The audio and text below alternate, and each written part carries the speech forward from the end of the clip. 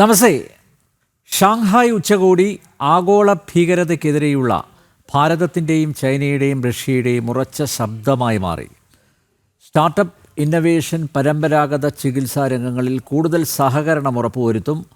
സുരക്ഷയ്ക്കും കണക്ടിവിറ്റിക്കും കൂടുതൽ അവസരങ്ങൾക്കുമുള്ള വേദിയാണ് ഷാങ്ഹായ് കോഓപ്പറേഷൻ ഓർഗനൈസേഷൻ എന്ന പ്രഖ്യാപനവുമുണ്ടായി. ഒരേ മനസ്സോടെ, ഒരേ ഇച്ഛാശക്തിയോടെ മൂന്ന് പ്രബല രാഷ്ട്രങ്ങൾ ഒന്നിക്കുമ്പോൾ ലോകത്തിൻ്റെ ഗതിവിഗതികൾ നിർണ്ണയിക്കുന്ന അച്ചുതണ്ട് ശക്തിയായി ഇത് മാറുമോ? പിഴത്താരിഫ് ചുമത്തിയ ട്രംപിൻ്റെ നടപടി അമേരിക്കൻ സാമ്രാജ്യത്വത്തിന് ഏറ്റ കനത്ത ആഘാതമായില്ലേ? അതിരുകടക്കുന്ന സൗഹൃദം പുതിയ ലോകക്രമത്തിന് വഴിതെളിക്കുമോ? നമുക്ക് ഈ ചോദ്യങ്ങൾക്ക് ഉത്തരം തേടാം ഈ സംവാദത്തിൽ.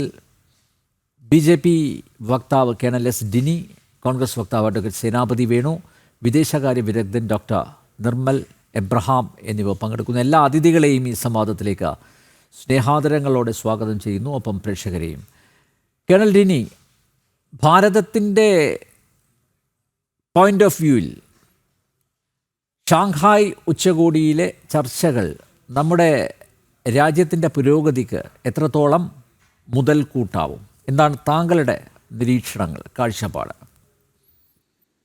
ശ്രീ അനിൽ, തീർച്ചയായിട്ടും നമ്മൾ ഈ ഒരു SCO സമ്മിറ്റ്, ഇതിനു മുൻപും പല SCO സമ്മിറ്റ് നടന്നിട്ടുണ്ടെങ്കിലും ഇപ്പോഴത്തെ ഈ ഒരു SCO സമ്മിറ്റ്, ചൈനയിൽ നടക്കുന്ന ഈ SCO സമ്മിറ്റിന്റെ ഒരു പ്രസക്തി എന്ന് പറയുമ്പം പല മേഖലകളിലാണ്, പല രീതിയിലാണ്. അപ്പൊ അത് നമ്മൾ കാണിക്കാൻ ഒന്ന് തീർച്ചയായിട്ടും നമ്മൾ മനസ്സിലാക്കേണ്ടുള്ളത് സാമ്പത്തികമായിട്ടുള്ള, നേരത്തെ ശ്രീ അനിൽ ഇൻട്രൊഡക്ഷനിൽ പറഞ്ഞ പോലെ ധാരാളം സാധ്യതകൾ തുറന്നു തരുന്ന ഒരു സമ്മിറ്റാണ്. കാരണം ഇന്ത്യയും ചൈനയും റഷ്യയും ഒക്കെ പോലുള്ള രാജ്യങ്ങൾ ഒരുമിച്ച് വരുന്നത് പല സാധ്യതകൾക്ക് വേണ്ടി കുറെ ഓപ്പർച്യൂണിറ്റീസ് തുറന്നു കിട്ടും. രണ്ടാമതായിട്ട് ഇന്ത്യയും ചൈനയും തമ്മിൽ നല്ല രീതിയിലുള്ള ഒരു കോപ്പറേഷന് വേണ്ടിയുള്ള ഒരു വേദിയായി SCO സമ്മിറ്റ് മാറി എന്നുള്ളത് ഒരു യാഥാർത്ഥ്യമാണ്. അത് കൊണ്ട് ഇപ്പം 7 വർഷം കഴിഞ്ഞിട്ടാണ് പ്രൈം മിനിസ്റ്റർ മോദി ചൈനയിലേക്ക് പോകുന്നത്. ഇന്ത്യയും ചൈനയും തമ്മിലുള്ള അതിർത്തി പ്രശ്നം നമുക്കറിയാം, എത്രമാത്രം ഇഷ്യൂസ് ഉണ്ടായിരുന്നു. അതിൽ കഴിഞ്ഞിട്ട് ഇന്ത്യയും ചൈനയും ഒരുമിച്ച് മുന്നോട്ട് പോയാൽ അങ്ങ് ചോദിച്ച പോലെ രണ്ട് രാജ്യങ്ങൾക്ക് പുരോഗതി വരും. രണ്ട് വലിയ രാജ്യങ്ങളാണ്, ലോകത്ത് തന്നെ ഏറ്റവും ജനസംഖ്യ കൂടിയ 1ഉം 2ഉം രാജ്യങ്ങളാണ്, ലോകത്ത് തന്നെ ഏറ്റവും കൂടുതൽ സാമ്പത്തികമായിട്ട് മുന്നോട്ട് നീങ്ങുന്ന രാജ്യങ്ങളാണ്, അയൽ രാജ്യങ്ങളാണ്, ധാരാളം സ്വാധീനമുള്ള രാജ്യങ്ങളാണ്, സിവിലൈസേഷൻ ആയിട്ട് രണ്ട് രാജ്യങ്ങൾ തമ്മിൽ കണക്ഷൻ ഉള്ള രാജ്യങ്ങളാണ്. അപ്പൊ ഇങ്ങനെ ധാരാളം കാര്യങ്ങൾ ഇന്ത്യയും ചൈനയുമായിട്ടുള്ള കോമണാലിറ്റീസ് ഉണ്ട്. അപ്പൊ അതുകൊണ്ട് തന്നെ ചൈനയും ഇന്ത്യയും കൂടെ ഒരുമിച്ച് നിന്നു കഴിഞ്ഞാൽ അത് പല കാര്യങ്ങൾ ചെയ്യാൻ പറ്റും. പക്ഷെ അതിന്റെ അർത്ഥം ഇന്ത്യയും ചൈനയും തമ്മിലുള്ള പ്രശ്നങ്ങളെല്ലാം പരിഹാരമായി, അല്ലെങ്കിൽ പ്രശ്നങ്ങളൊന്നും ഇല്ല എന്നല്ല. പ്രശ്നങ്ങളുണ്ട്, ആ പ്രശ്നങ്ങൾക്ക് പരിഹാരം കാണാനും ആ പ്രശ്നങ്ങൾ കൊണ്ടൊരു കോൺഫ്ലിക്റ്റിലേക്ക് പോകരുത് എന്നുള്ള ഒരു ചിന്ത രണ്ട് രാജ്യങ്ങളിലും ഉണ്ട്. അപ്പൊ പക്ഷെ അതെല്ലാം മാറ്റിവെച്ചിട്ട് മുന്നോട്ട് പോകാനുള്ള ഒരു കാര്യമാണ് നമ്മളിപ്പോൾ കാണുന്നത്. മൂന്നാമതായിട്ട് ഏറ്റവും പ്രസക്തമായിട്ടുള്ള ഞാൻ കാണുന്നത് ഇന്ത്യയും US, പ്രത്യേകിച്ച് ഡൊണാൾഡ് ട്രംപിന്റെ ഈ 25% + 25% ടാരിഫ് കൊടുത്ത ഒരു സമയമാണ്.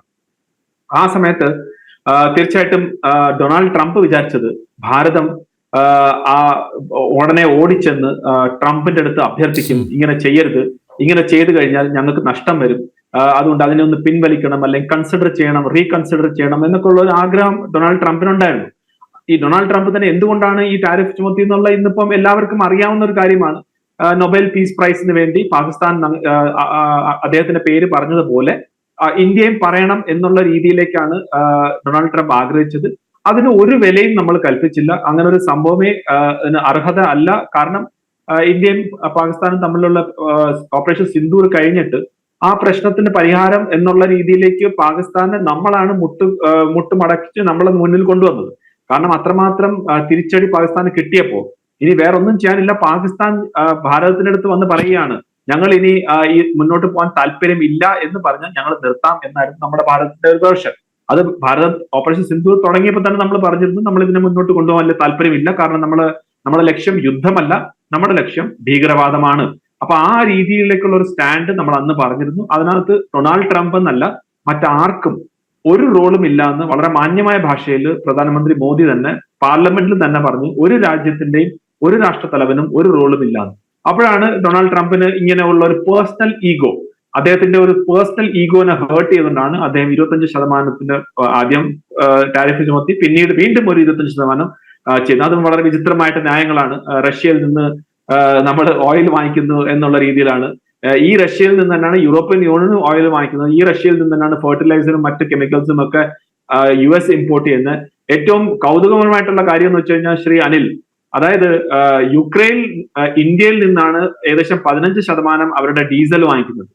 ഇന്ത്യ റഷ്യയിൽ നിന്ന് ക്രൂഡ് ഓയിൽ വാങ്ങിച്ച് അതിനെ ഡീസലാക്കിയിട്ട് കൊടുക്കുന്നത് യുക്രൈനാണ്. അപ്പൊ അങ്ങനത്തെ ലോജിക്ക് നോക്കി കഴിഞ്ഞാൽ യുക്രൈൻ സ്വന്തം പൈസ കൊടുത്തിട്ട് അവരെ അഗെയിൻസ്റ്റ് ആയിട്ട് അറ്റാക്ക് ചെയ്യാൻ വേണ്ടി ഇന്ത്യക്ക് പൈസ തരെയാണോ? ഇനി നേരെ മറിച്ച് നോക്കുകയാണെങ്കിൽ ഇപ്പൊ റഷ്യ ഈ ഓയിൽ കൊടുക്കുന്നത് എത്തുന്നത് യുക്രൈനാണ്. അപ്പൊ അവരുടെ ടാങ്കും മറ്റും ഉപയോഗിച്ച് വീണ്ടും റഷ്യയിൽ അറ്റാക്ക് ചെയ്യുന്നത് ഉള്ളത്. അപ്പൊ ഇതൊന്നും ഒരു കോമൺ സെൻസ് എന്നുള്ള രീതിയിലേക്ക് ഒന്നും യുക്തിയില്ലാത്ത കാര്യമാണ്.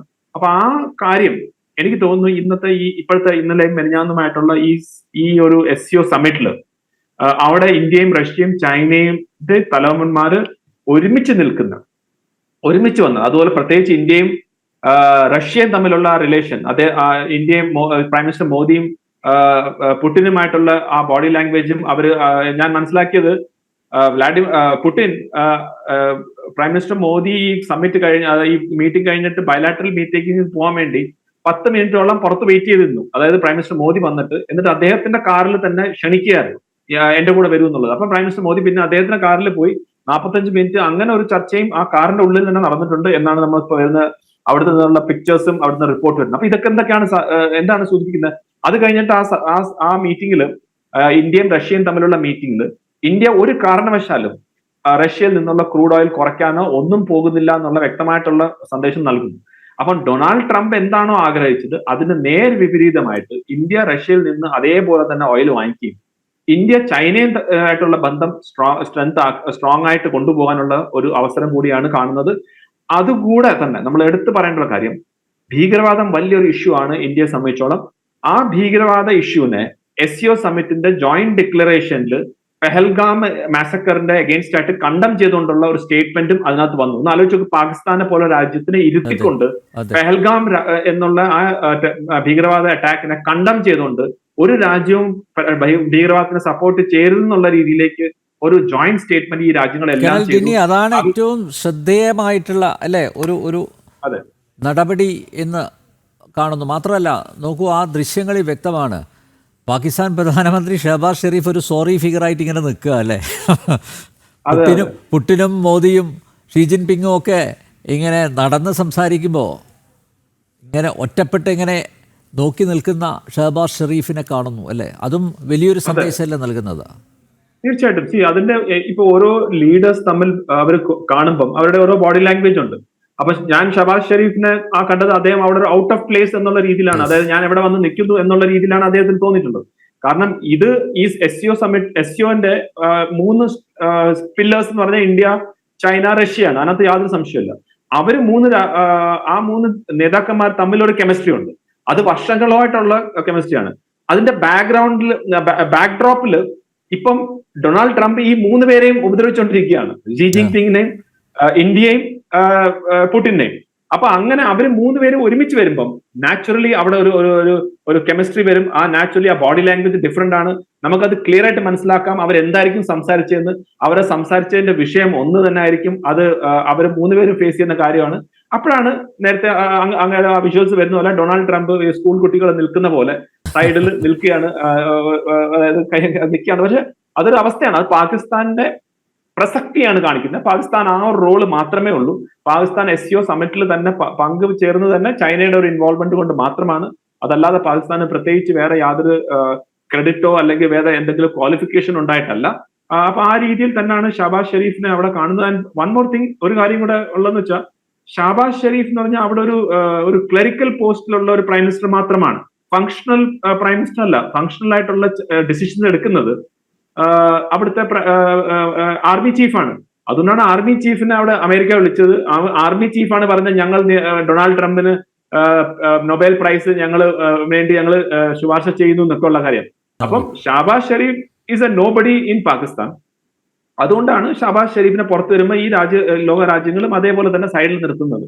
അപ്പൊ അത് നമുക്ക് ആക്ച്വലി പറഞ്ഞാൽ ഞാൻ അതിനെ കണ്ടിട്ട് വല്ല സന്തോഷമൊന്നും അല്ല, അങ്ങനൊന്നും അല്ല. എല്ലാ സ്ഥലത്തും ജനാധിപത്യം തന്നെ വരണം, പട്ടാള ഭരണം അല്ല വരേണ്ടുള്ളത്. പക്ഷെ പാകിസ്ഥാന്റെ അവസ്ഥ അങ്ങനെയാണെന്നാണ് ആ പിക്ചറിൽ നിന്ന് വളരെ വിഷ്വൽസ് വളരെ ക്ലിയർ ആയിട്ട് നമുക്ക് ഇന്ന് കണ്ടത്. അപ്പൊ എനിക്കൊന്ന് ഓവറോൾ ശ്രീ അനിൽ, ഇത് ഒരു ഡിഫൈനിങ് മൊമെന്റ് തന്നെയാണ് ഇന്ത്യയെ സംബന്ധിച്ചോളം, ലോകത്തെ സംബന്ധിച്ചോളം. ഞാൻ ഇതിനെ ഗ്ലോബൽ ഓർഡർ മൊത്തം മാറുന്നു എന്നൊന്നും ഞാൻ പറയുന്നില്ല. പക്ഷെ ഡെഫിനറ്റ്ലി ഡൊണാൾഡ് ട്രംപ് എന്നുള്ള വ്യക്തി, ഡൊണാൾഡ് ട്രംപ് എന്നുള്ള president of United States of America, അദ്ദേഹത്തിന് കുറെ കാര്യങ്ങൾ ആശങ്ക കൊടുക്കാനും കുറെ കാര്യങ്ങൾ അദ്ദേഹത്തിന് വീണ്ടും ചിന്തിപ്പിക്കാനും ധാരാളം കാര്യങ്ങൾ ഈ സമ്മിറ്റിലൂടെ ഇന്ത്യയും ചൈനയും റഷ്യയും കൊടുത്തിട്ടുണ്ട്, പ്രത്യേകിച്ച് നരേന്ദ്രമോദിജി കൊടുത്തിട്ടുണ്ട്. അഡ്വക്കേറ്റ് സേനാപതി വേണോ, കോൺഗ്രസ് അത്ര ഹാപ്പി അല്ലാന്ന് തോന്നുന്നു. ഇങ്ങനെ ഒരു ഉച്ചകോടി നടക്കുന്നു, ആ ഉച്ചകോടിയിൽ ഭാരതം ചൈനയുമായി അടുത്ത് ഇടപഴകി പ്രവർത്തിക്കാൻ ആലോചിക്കുന്നു, കൂടെ റഷ്യയുമുണ്ട്. ഇന്ന് ജയറാം രമേശിൻ്റെ എക്സിലെ കുറിപ്പ് താങ്കൾ ശ്രദ്ധിച്ചു കാണും. കോൺഗ്രസിന് എന്താണ് അതൃപ്തി?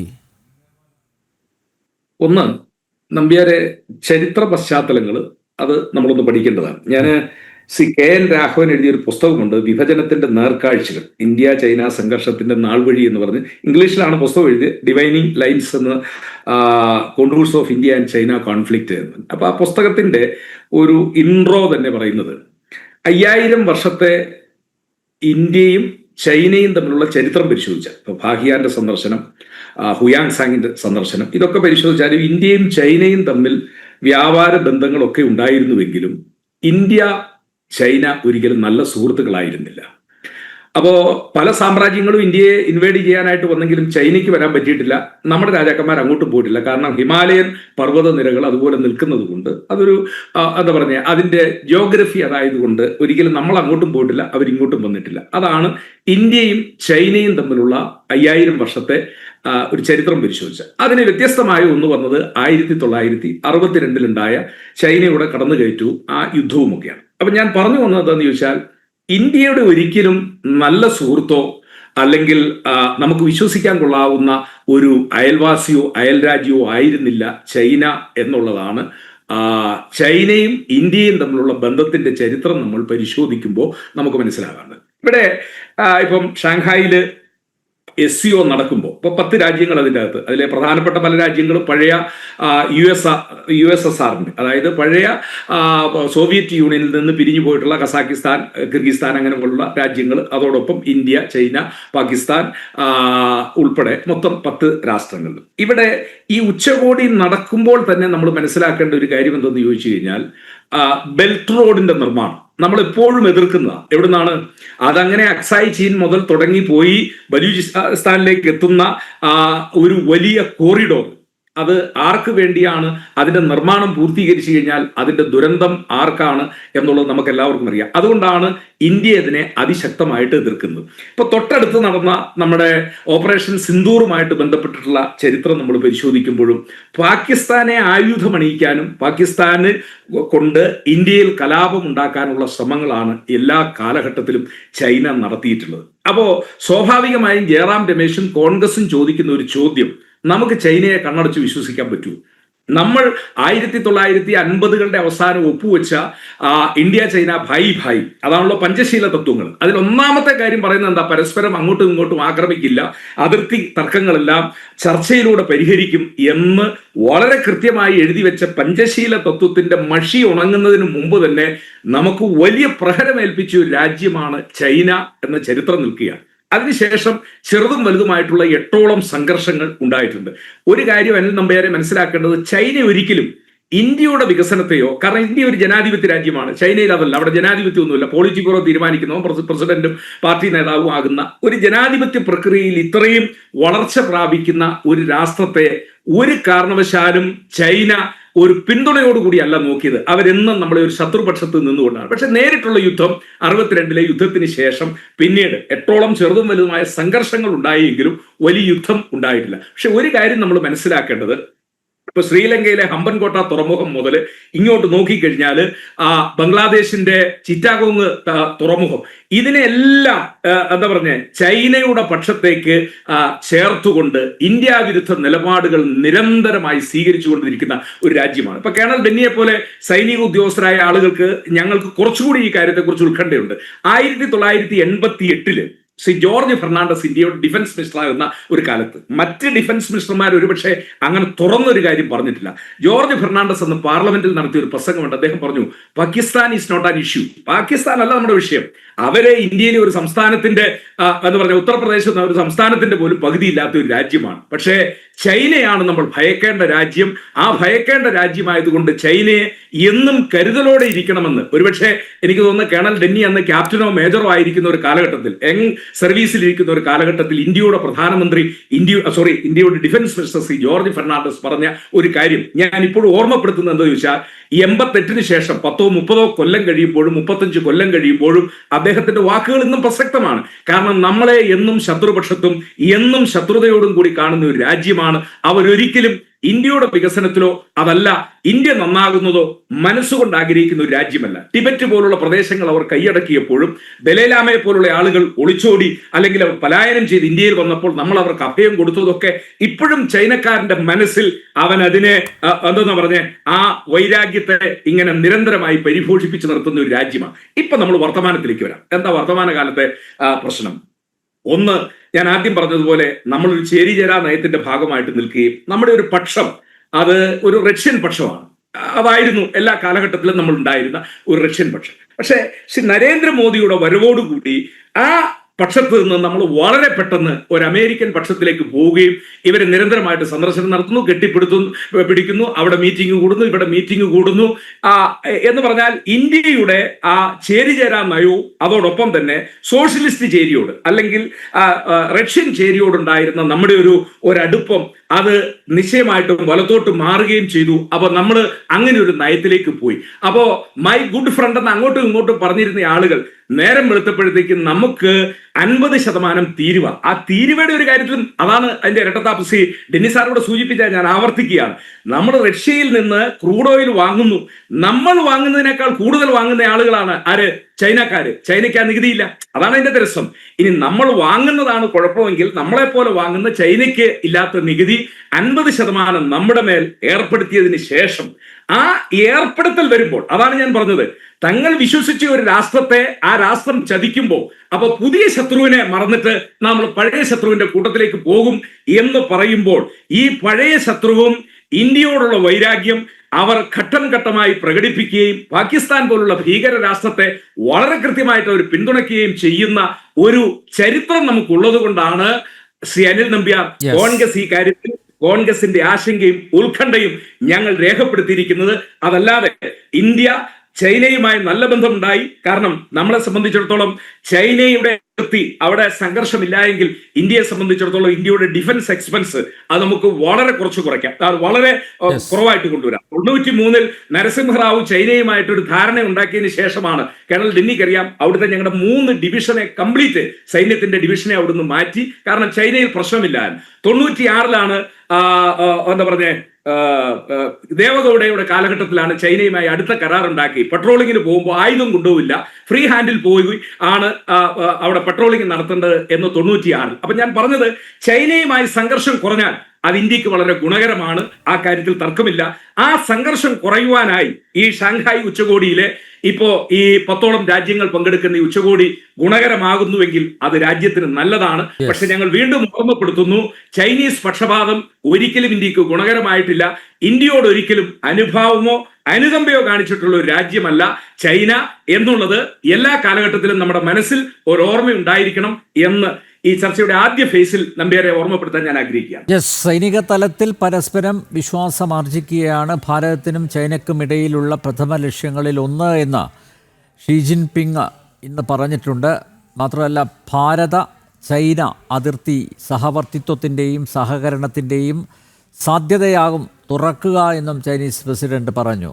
അഡ്വക്കേറ്റ് സേനാപതി വേണു പറഞ്ഞതുപോലെ നമുക്ക് ആ ചരിത്രത്തിലേക്ക് പോകുമ്പോൾ അഭിശപ്തമായിട്ടുള്ള ചില ഏടുകൾ ഒക്കെ ഉണ്ട്. അത് യാഥാർത്ഥ്യമാണ്. അതുകൊണ്ട് തന്നെ ചൈനയെ എത്രത്തോളം വിശ്വാസത്തിലെടുക്കും എന്ന വലിയൊരു ചോദ്യം അവശേഷിക്കുന്നുണ്ട്.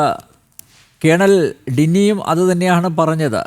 ഉച്ചകോടി കഴിഞ്ഞു, ചില തീരുമാനങ്ങളൊക്കെ എടുത്തു, പക്ഷേ അത് എത്രത്തോളം പ്രാവർത്തികമാകും എന്ന് കണ്ടറിയേണ്ടിയിരിക്കുന്നു. എന്തായാലും നമുക്ക് നോക്കാം. ഒരു പുതിയ മാറ്റം, ഒരു പുതിയ തുടക്കം ഈ ഷാങ്ഹായ് ഉച്ചകോടിയിലൂടെ ഇന്ത്യക്കും ചൈനയ്ക്കും ഇടയിൽ ആ നയതന്ത്ര ബന്ധം കൂടുതൽ ഊഷ്മളമാകുന്ന ചില ഇടപെടലുകൾ ഒക്കെ ഉണ്ടാകുമോ? അങ്ങനെയെങ്കിൽ അത് പോസിറ്റീവായി മാറും. നമുക്ക് നോക്കാം, നമുക്ക് ചോദിക്കാം. കേണൽ ഡിന്നി, കോൺഗ്രസ് പ്രകടിപ്പിക്കുന്ന ആശങ്ക അഡ്വക്കേറ്റ് സേനാപതി വേണു പറഞ്ഞു. ചരിത്രത്തിലേക്ക് പോവുകയാണെങ്കിൽ നോക്കൂ, പഞ്ചശീല തത്വങ്ങൾ അതിൻ്റെ മഷി ഉണങ്ങുന്നതിന് മുമ്പ് അതൊക്കെ ലംഘിച്ച ഒരു ചരിത്രം നമ്മുടെ മുന്നിലുണ്ട്. അതുകൊണ്ട് തന്നെ ചൈനയെ എത്രത്തോളം വിശ്വസിക്കും എന്ന കാര്യത്തിൽ സംശയം അവശേഷിക്കുന്നു. അതിന് പ്രധാനമന്ത്രി മറുപടി പറയണം എന്നാണ് കോൺഗ്രസ് നേതാവ് ജയറാം രമേശ് എക്സിൽ കുറിച്ച പോസ്റ്റിലൂടെ ആവശ്യപ്പെട്ടത്. നോക്കൂ, ഇപ്പോൾ ഏറ്റവും ലേറ്റസ്റ്റായിട്ട് ഡൊണാൾഡ് ട്രംപിൻ്റെ ഒരു പ്രസ്താവന വന്നിട്ടുണ്ട്. അത് ഭാരതത്തെ പരിഹസിക്കുന്നത് പോലുള്ള പ്രസ്താവനയാണ്. അതായത് ഭാരതവുമായി ഞങ്ങളല്ല കച്ചവടം നടത്തുന്നത്, അമേരിക്കയുമായിട്ട് ഭാരതമാണ് കച്ചവടം നടത്തുന്നത്. മാത്രമല്ല, നേരത്തെ തന്നെ വലിയ നികുതി ഭാരതം ഈടാക്കിയിരുന്നു. ആ ഒരു കച്ചവട ബന്ധത്തിൽ, വ്യാപാര വാണിജ്യ ബന്ധത്തിൽ വലിയ നികുതി ചുമത്തിയിരുന്നു എന്നൊക്കെയാണ് ഇപ്പോൾ ട്രംപിൻ്റെ പ്രസ്താവനയായി പുറത്തു വന്നിരിക്കുന്നത്. അസ്വസ്ഥനായ ഡൊണാൾഡ് ട്രംപ് അധര വ്യായാമം തുടരുകയാണ്. കേണൽ ഡിനി, നോക്കൂ ശ്രീ അനിൽ, ചരിത്രത്തിനെ കുറിച്ച് ശ്രീ സേനാപതി വേണു പറഞ്ഞു. അതായത് ചരിത്രത്തിൽ ധാരാളം കാര്യങ്ങളുണ്ട് ഇന്ത്യയും ചൈനയും തമ്മിലുള്ള ഇഷ്യൂസിൽ. അത് തീർച്ചയായിട്ടും അത് തന്നെയാണ്. ഇതിപ്പം ആദ്യമായിട്ടുള്ള ഒരു കാര്യമല്ല ഇപ്പം കോൺഗ്രസ് പറയുന്നത്. ഇത് നമ്മുടെ തന്നെ സംസ്കാരത്തില് കൗട്ടില്യ അല്ലെങ്കിൽ ചാണക്യ എന്ന് പറഞ്ഞ അർത്ഥശാസ്ത്രത്തിൽ ആദ്യം പറഞ്ഞൊരു കാര്യം, നമ്മുടെ രാജ്യം, ആ രാജ്യത്തിന്റെ തൊട്ട് അയൽവാസി രാജ്യങ്ങളെല്ലാം തന്നെ അരി എന്ന്, അതായത് ശത്രു രാജ്യങ്ങളായിരിക്കും. അവരുടെ ആ രാജ്യങ്ങളുടെ തൊട്ടപ്പുറത്തുള്ള രാജ്യങ്ങൾ നമ്മുടെ മിത്രങ്ങളായിരിക്കും. അതാണ് അരി മിത്ര ഇങ്ങനത്തെ ഉള്ള സീരീസ് ആയിട്ട് പോകും. രാജമണ്ഡല എന്ന് പറഞ്ഞിട്ടുള്ള കാര്യങ്ങളൊക്കെ ചാണക്യൻ 3000-3500 വർഷം മുമ്പ് പറഞ്ഞിട്ടുള്ള കാര്യമാണ്. അപ്പൊ അതേ കാര്യം തന്നെയാണ് ഇപ്പോഴും നമ്മൾ. അപ്പൊ ഈ ഞാൻ പറഞ്ഞു തന്നത്, ആ സംസ്കാരത്തിന്റെ ഭാഗമായിട്ടുള്ള ഭരിക്കുന്ന ആളുകൾക്ക് കറക്റ്റായിട്ട് അറിയാം ആരെയാണ് എത്രയാണ് വിശ്വസിക്കേണ്ടുള്ളത്, എത്രയാണ് വിശ്വസിക്കാൻ പാടില്ല എന്നുള്ളത്. അപ്പൊ നമ്മൾ ഇന്ത്യയും ചൈനയും തമ്മിൽ ഇന്നിപ്പം ഇങ്ങനെ ഒരു സംവാദത്തിലേക്ക് പോകുമ്പം, അല്ലെങ്കിൽ ഒരു ഡിസ്കഷനിലേക്ക് പോകുന്ന ഏത് രീതിയിലാണ് നമ്മൾ പോകുന്നത്? ശ്രീ സേനാപതി വേണു പറഞ്ഞത് 1950 അടുപ്പിച്ച് നമ്മൾ ഈ പഞ്ചശീലക സൈൻ ചെയ്ത് നേരെ പോയി ചാടിക്കൊടുത്തത് 62-ലാണ്. ഇവിടെ നമ്മൾ നല്ല രീതിയിലുള്ള റിലേഷൻ വേണമെന്ന് പറഞ്ഞ് ഗൽവാൻ പോലുള്ള കാര്യം നടന്നപ്പം നമുക്ക് നമ്മുടെ 20 സൈനികർ വീരമൃത്യു ആയപ്പം ചൈനയുടെ ഏകദേശം 55ഓളം അവരുടെ ജവാന്മാര്, ഓഫീസേഴ്സ് ഇൻക്ലൂഡഡ് ആയിട്ടുള്ള കാഷ്വാലിറ്റീസ് ഉണ്ടായെന്ന് പറഞ്ഞത് അമേരിക്കക്കാരാണ്. അമേരിക്കൻ ഇന്റലിജൻസ് ഏജൻസീസ് ആണ് പുറത്ത്. അപ്പൊ നമ്മൾ ഒരു പൊസിഷൻ ഓഫ് സ്ട്രെങ്തിൽ നിന്നാണ് നമ്മളിപ്പം ചൈനയെ പോയി കാണുന്നത്, അതല്ലാതെ പൊസിഷൻ ഓഫ് വീക്ക്നെസ്സിലല്ല. ചൈനയ്ക്ക് നമ്മുടെ ആവശ്യം ഇന്നുണ്ട്. നമുക്കും ചൈനയുടെ ആവശ്യമുണ്ട്, ചൈനയ്ക്കും നമ്മുടെ ആവശ്യമുണ്ട്. ചൈനയ്ക്ക് ഇന്ന് ഞാൻ നേരത്തെ പറഞ്ഞ പോലെ US-ഉമായിട്ട് അവരുടെ ടാരിഫ് ഇഷ്യൂ നടക്കുന്നുണ്ട്. 30% ടാരിഫ് ഡൊണാൾഡ് ട്രംപ് ചൈനയുടെ അഗേൻസ്റ്റ് ആയിട്ട് ചെയ്തിട്ടുണ്ട്. ഇന്ത്യ പോലുള്ള ഒരു വലിയൊരു മാർക്കറ്റ് അത് ചൈനയ്ക്ക് ആവശ്യമാണ്. ഇന്ത്യയെ പോലുള്ള വലിയൊരു സൈനിക ശക്തിയുമായിട്ട് നേരിട്ട് ഒരു യുദ്ധത്തിലേക്ക് പോകാനുള്ള താല്പര്യമോ അതിന്റെ കഴിവോ അതിന്റെ ഇപ്പോഴത്തെ സമയം അല്ലാന്ന് ചൈനയ്ക്ക് നന്നായിട്ട് അറിയാം.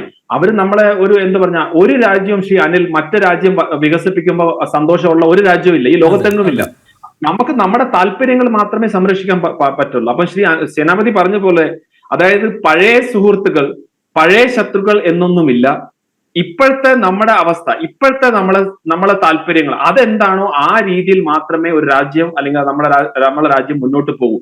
നമ്മളെ താല്പര്യം എന്താണ്? ഇപ്പൊ നോക്കൂ, റഷ്യയിൽ നിന്ന് അങ്ങ് പറഞ്ഞു നമ്മൾ റഷ്യയായിട്ട് അകന്നു പോയത്. എങ്ങനെയാണ് നമ്മൾ അകന്നു പോയത്?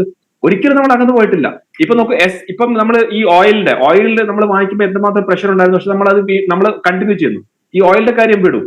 ഒരു S-400 എന്ന് പറഞ്ഞ് നമ്മളിപ്പം സുദർശൻ ചക്ര ആ ഒരു ഇപ്പൊ ഓപ്പറേഷൻ സിന്ദൂറിൽ വന്നിരുന്നു. ഈ S-400 എവിടെ നിന്നാണ് വന്നത്? അത് റഷ്യയിൽ നിന്നാണ് വന്നത്. S-400 വാങ്ങിച്ച സമയത്ത് അമേരിക്ക എന്താണ് പറഞ്ഞത്? നിങ്ങൾ S-400 വാങ്ങിക്കരുത്, ഞങ്ങൾ നിങ്ങൾക്ക് സാങ്ഷൻസ് ചെയ്യും എന്നാണ് പറഞ്ഞത്. പക്ഷെ നമ്മൾ കേട്ടോ? ഇല്ലല്ലോ. നമ്മൾ S-400 വാങ്ങിച്ചു. 1 അല്ല 4-5 റെജിമെന്റ്സ് ആണ് വരുന്നത്. അപ്പം എക്കാലത്തും ഇന്ത്യയും റഷ്യയും തമ്മിലുള്ള ബന്ധം സ്ട്രോങ് ആയിരുന്നു. അതിനകത്ത് ഒരു രീതിയിലുള്ള ഒരു തടസ്സമോ അങ്ങനൊന്നും ഒരിക്കലും നടന്നിട്ടില്ല. ഇനി നമ്മൾ ഡൊണാൾഡ് ട്രംപിനെ മൈ ഫ്രണ്ട് എന്ന് വിളിച്ചത് ഞാൻ ഇന്നലെ വേറൊരു സ്ഥലത്ത് പറഞ്ഞതാണ്. Definitely prime minister Modi Donald ട്രംപിനെ മൈ ഫ്രണ്ട് എന്ന് വിളിച്ചു. എന്തിനു വേണ്ടിയാണ് വിളിച്ചത്? അദ്ദേഹത്തിന്റെ ഏതെങ്കിലും ബന്ധുക്കൾക്ക് അവിടെ വിസ വേണോ, അല്ലെങ്കിൽ അദ്ദേഹത്തിന്റെ ഏതെങ്കിലും ബന്ധുക്കൾക്ക് അവിടെ പോയി എന്തെങ്കിലും ബിസിനസ് തുടങ്ങണോ, അല്ലെങ്കിൽ അദ്ദേഹത്തിന് ഇനി റിട്ടയർമെന്റ് കഴിഞ്ഞ് US പോയി കഴിയണോ? അതൊന്നുമല്ല. നമ്മുടെ ഇവിടുത്തെ സാധാരണക്കാർ US പോകുമ്പോൾ, ഈ പരിപാടി കണ്ടുകൊണ്ടിരിക്കുന്ന പോലത്തെ സാധാരണക്കാർ ആളുകൾ US പോകുമ്പോൾ US നമ്മളെ നല്ല രീതിയിൽ കൺസിഡർ ചെയ്യണം. നമ്മളെ വിസ കിട്ടണം, നമുക്ക് ഇവിടുത്തെ ആളുകൾ പോകുമ്പോൾ അവിടെ തൊഴിൽ കിട്ടണം, അവിടുത്തെ കാര്യങ്ങൾ ഇവിടുന്ന് പോകുമ്പോൾ നമ്മളെ ബിസിനസ് വർദ്ധിക്കണം. അതിനു വേണ്ടിയാണ് അദ്ദേഹം മൈ ഫ്രണ്ട് എന്ന് പറഞ്ഞത്. ഇപ്പം അതേ മൈ ഫ്രണ്ട് പറഞ്ഞ ശ്രീ നരേന്ദ്രമോദി ഡൊണാൾഡ് ട്രംപ് പറഞ്ഞു എനിക്ക് നോബൽ പ്രൈസ് തരൂ. അപ്പൊ എന്താണ് അദ്ദേഹം പറഞ്ഞത്? അദ്ദേഹം പറയാതെ പറഞ്ഞത് മൈ ഫുട്ട് എന്നാണ്. അതായത് നിങ്ങൾ പോയി പണി നോക്കൂ, നിങ്ങൾക്ക് നൊബേൽ പ്രൈസിന്റെ ഒരു കാര്യമില്ല എന്നും പറഞ്ഞു. അപ്പൊ ഈ രണ്ട് കാര്യം ചെയ്തത് രാഷ്ട്ര താല്പര്യത്തിന് വേണ്ടിയാണ്, അല്ലാതെ പേഴ്സണൽ ആയിട്ട് എന്തെങ്കിലും രാഷ്ട്രീയ താല്പര്യത്തിനോ ഒന്നുമല്ല. ഇനി അവിടെ പോയി ഇലക്ഷന് നിന്നാൽ തന്നെ അന്നത്തെ കാലത്ത് അന്ന് ഡൊണാൾഡ് ട്രംപിന് ഒരു വലിയൊരു സ്വീകാര്യത അമേരിക്കയിൽ ഉണ്ടായത്. അതുകൊണ്ടാണല്ലോ അദ്ദേഹം ജയിച്ചു വന്നത്. വീണ്ടും അദ്ദേഹം ജയിക്കാന്നൊക്കെ ഉള്ള രീതിയിലേക്ക് ലാസ്റ്റ് നമ്മൾ കണ്ടല്ലോ എങ്ങനെയൊക്കെയാണ് നടന്നതെന്ന്. അപ്പൊ ഡൊണാൾഡ് ട്രംപ് വന്നു കഴിഞ്ഞാൽ ഇന്ത്യയും അമേരിക്കയും തമ്മിലുള്ള ബന്ധം കുറച്ചും കൂടെ സ്ട്രോങ് ആവും എന്നുള്ളൊരു വിശ്വാസം ഉണ്ടായിരുന്നു. പക്ഷെ ഡൊണാൾഡ് ട്രംപ് ഇന്ന് ഇന്ത്യയുടെ മാത്രമല്ല പ്രോബ്ലം, അമേരിക്കയുടെ ഉള്ളിൽ തന്നെയാണ് ഏറ്റവും വലിയ പ്രോബ്ലം.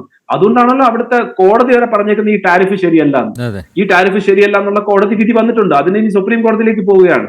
അപ്പം നല്ല ഒരു ശതമാനം അമേരിക്കക്കാർ പോലും ഡൊണാൾഡ് ട്രംപിന്റെ എതിരായിട്ട് നിൽക്കുന്നുണ്ട്. ലോക രാജ്യങ്ങളിൽ അത് സൗത്ത് കൊറിയ ഏറ്റവും വലിയ ഒരു പാർട്ട്ണറാണ് അമേരിക്കയുടെ, അവരെ മാറ്റി നിർത്തിയിട്ടുണ്ട്. ഓസ്ട്രേലിയൻ പ്രധാനമന്ത്രിക്ക് ഇതുവരെ അപ്പോയിന്റ്മെന്റ് പോലും കൊടുത്തിട്ടില്ല ഡൊണാൾഡ് ട്രംപ്.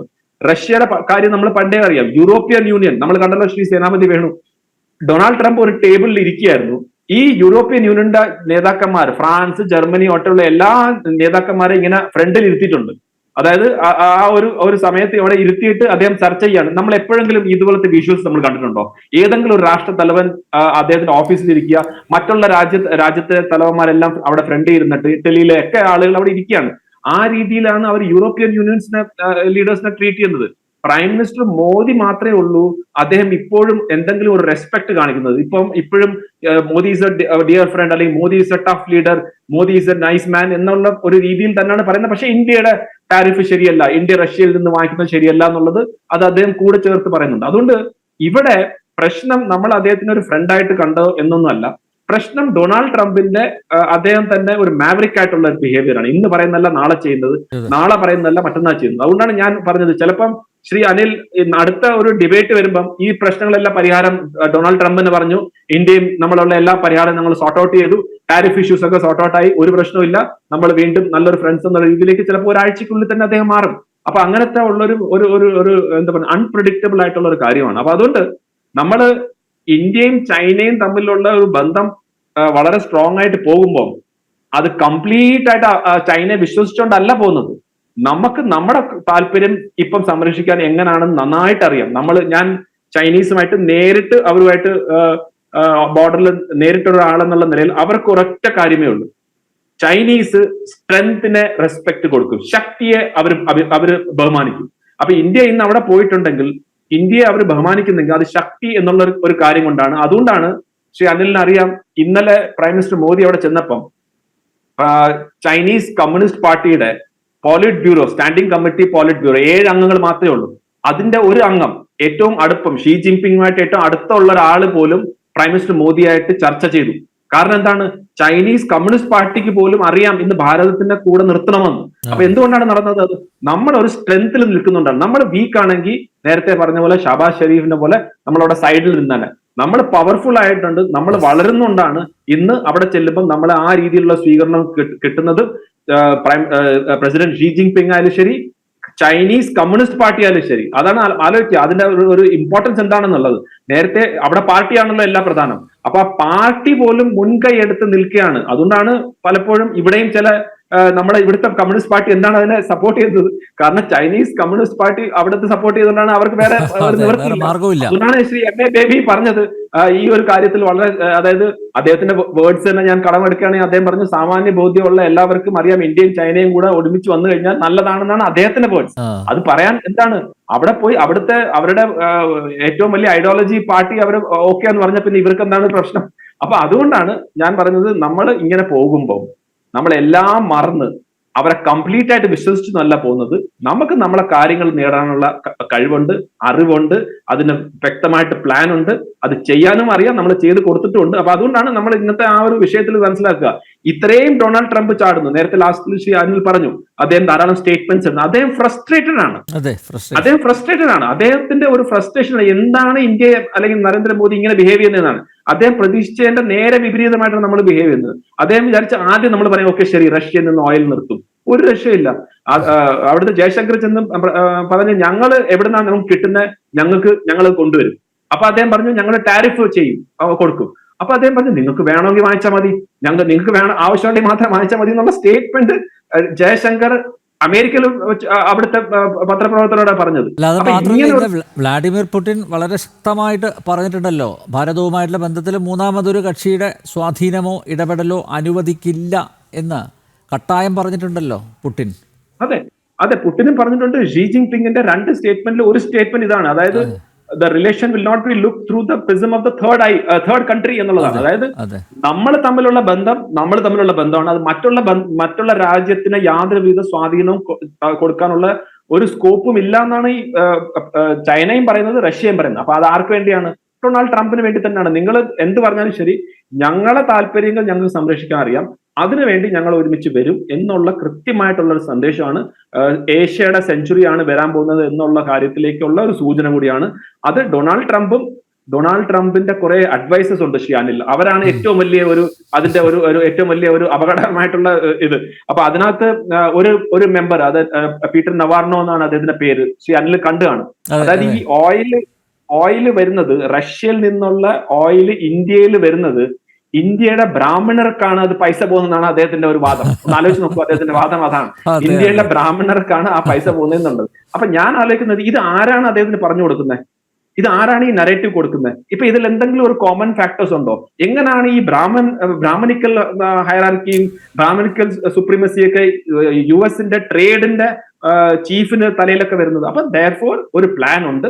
ആ പ്ലാന്റെ ഭാഗമായിട്ടാണ് ഇവരിത് ശ്രമിക്കുന്നത്. പക്ഷെ അത് ഒരു ഫലം കണ്ടില്ല, അല്ലെങ്കിൽ ഫലം കാണത്തില്ല എന്ന് മാത്രമേ എനിക്ക് പറയാനുള്ളൂ.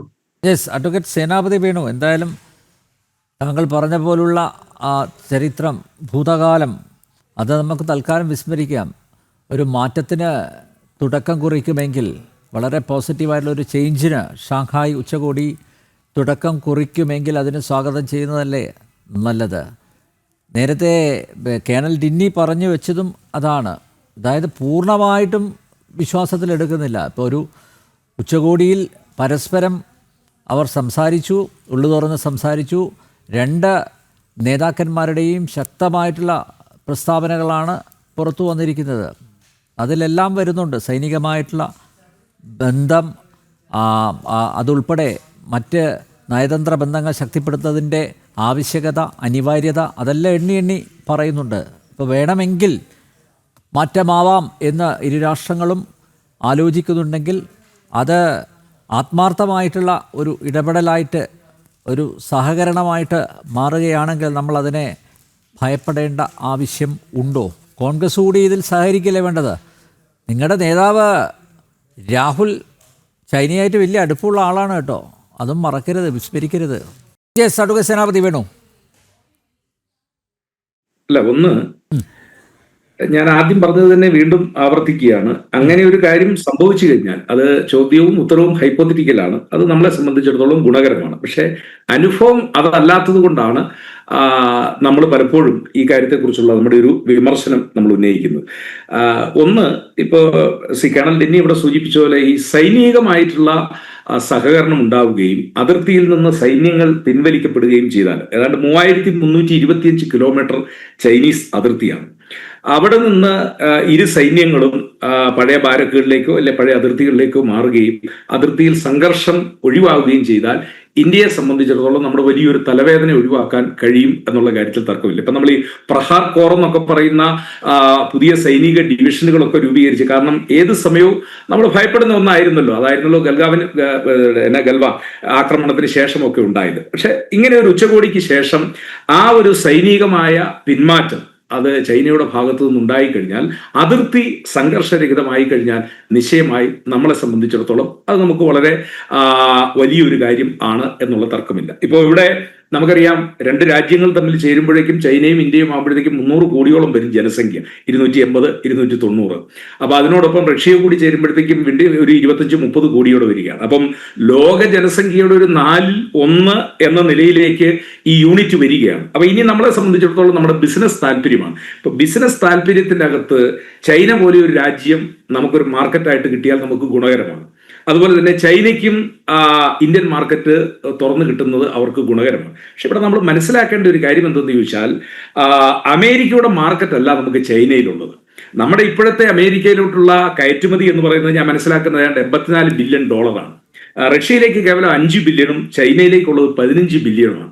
അപ്പോൾ ഇത്രയും കുറവ് വന്നിട്ടുള്ളത്, ഇനി ചൈന ഇത്രയും അധികം ആളുകളുള്ള ഒരു രാജ്യമാണെന്ന് പറഞ്ഞാലും നമ്മൾ കയറ്റി അയക്കുന്ന സാധനങ്ങൾ അവർക്ക് വേണ്ട, സമുദ്രോൽപ്പന്ന സാധനങ്ങൾ അവർക്ക് വേണ്ട, നമ്മൾ കയറ്റി അയക്കുന്ന ടെക്സ്റ്റൈൽസ് അവർക്ക് വേണ്ട, നമ്മൾ കയറ്റി അയക്കുന്ന ഉൽപ്പന്നങ്ങൾ, എന്താ പറയുക, നമ്മുടെ ആഭരണങ്ങളൊക്കെ ഉണ്ടല്ലോ, പേഴ്സ്, അതൊന്നും അവർക്ക് ആവശ്യമുള്ളതല്ല. അപ്പൊ ഞാൻ പറഞ്ഞു വന്നത് എന്താണെന്ന് ചോദിച്ചു കഴിഞ്ഞാൽ, നമ്മൾ ഈ ഉച്ചകോടിയിൽ അവരെ കണ്ടെത്തുകയും അവരെ നമ്മുടെ നല്ല സുഹൃത്തുക്കളായി മാറുകയും ചെയ്താൽ പോലും ഇപ്പോൾ നമുക്കുണ്ടായിരിക്കുന്ന ഈ എക്സ്പോർട്ടിൽ ഉണ്ടായിരിക്കുന്ന കുറവ് അത് വളരെ റീസെന്റ് ആയിട്ട് നമുക്ക് തിരിച്ചു പിടിക്കാൻ കഴിയുമോ എന്നുള്ള കാര്യത്തിൽ തർക്കമില്ല. അപ്പോൾ ഏതായാലും ലോകത്തിലെ വളരെ പ്രധാനപ്പെട്ട 3 ശക്തികൾ അവർ തമ്മിൽ ഒന്നിച്ച് ഒരു കൂട്ടായ്മയിലൂടെ മുന്നോട്ട് പോകാൻ കഴിഞ്ഞാൽ, അങ്ങനെ ഒരു മാറ്റം ഉണ്ടായിക്കഴിഞ്ഞാൽ ലോകത്തിപ്പോൾ നിലനിൽക്കുന്ന ആ ശാക്തിക ചേരിയിൽ വലിയ മാറ്റവും ഉണ്ടാകും.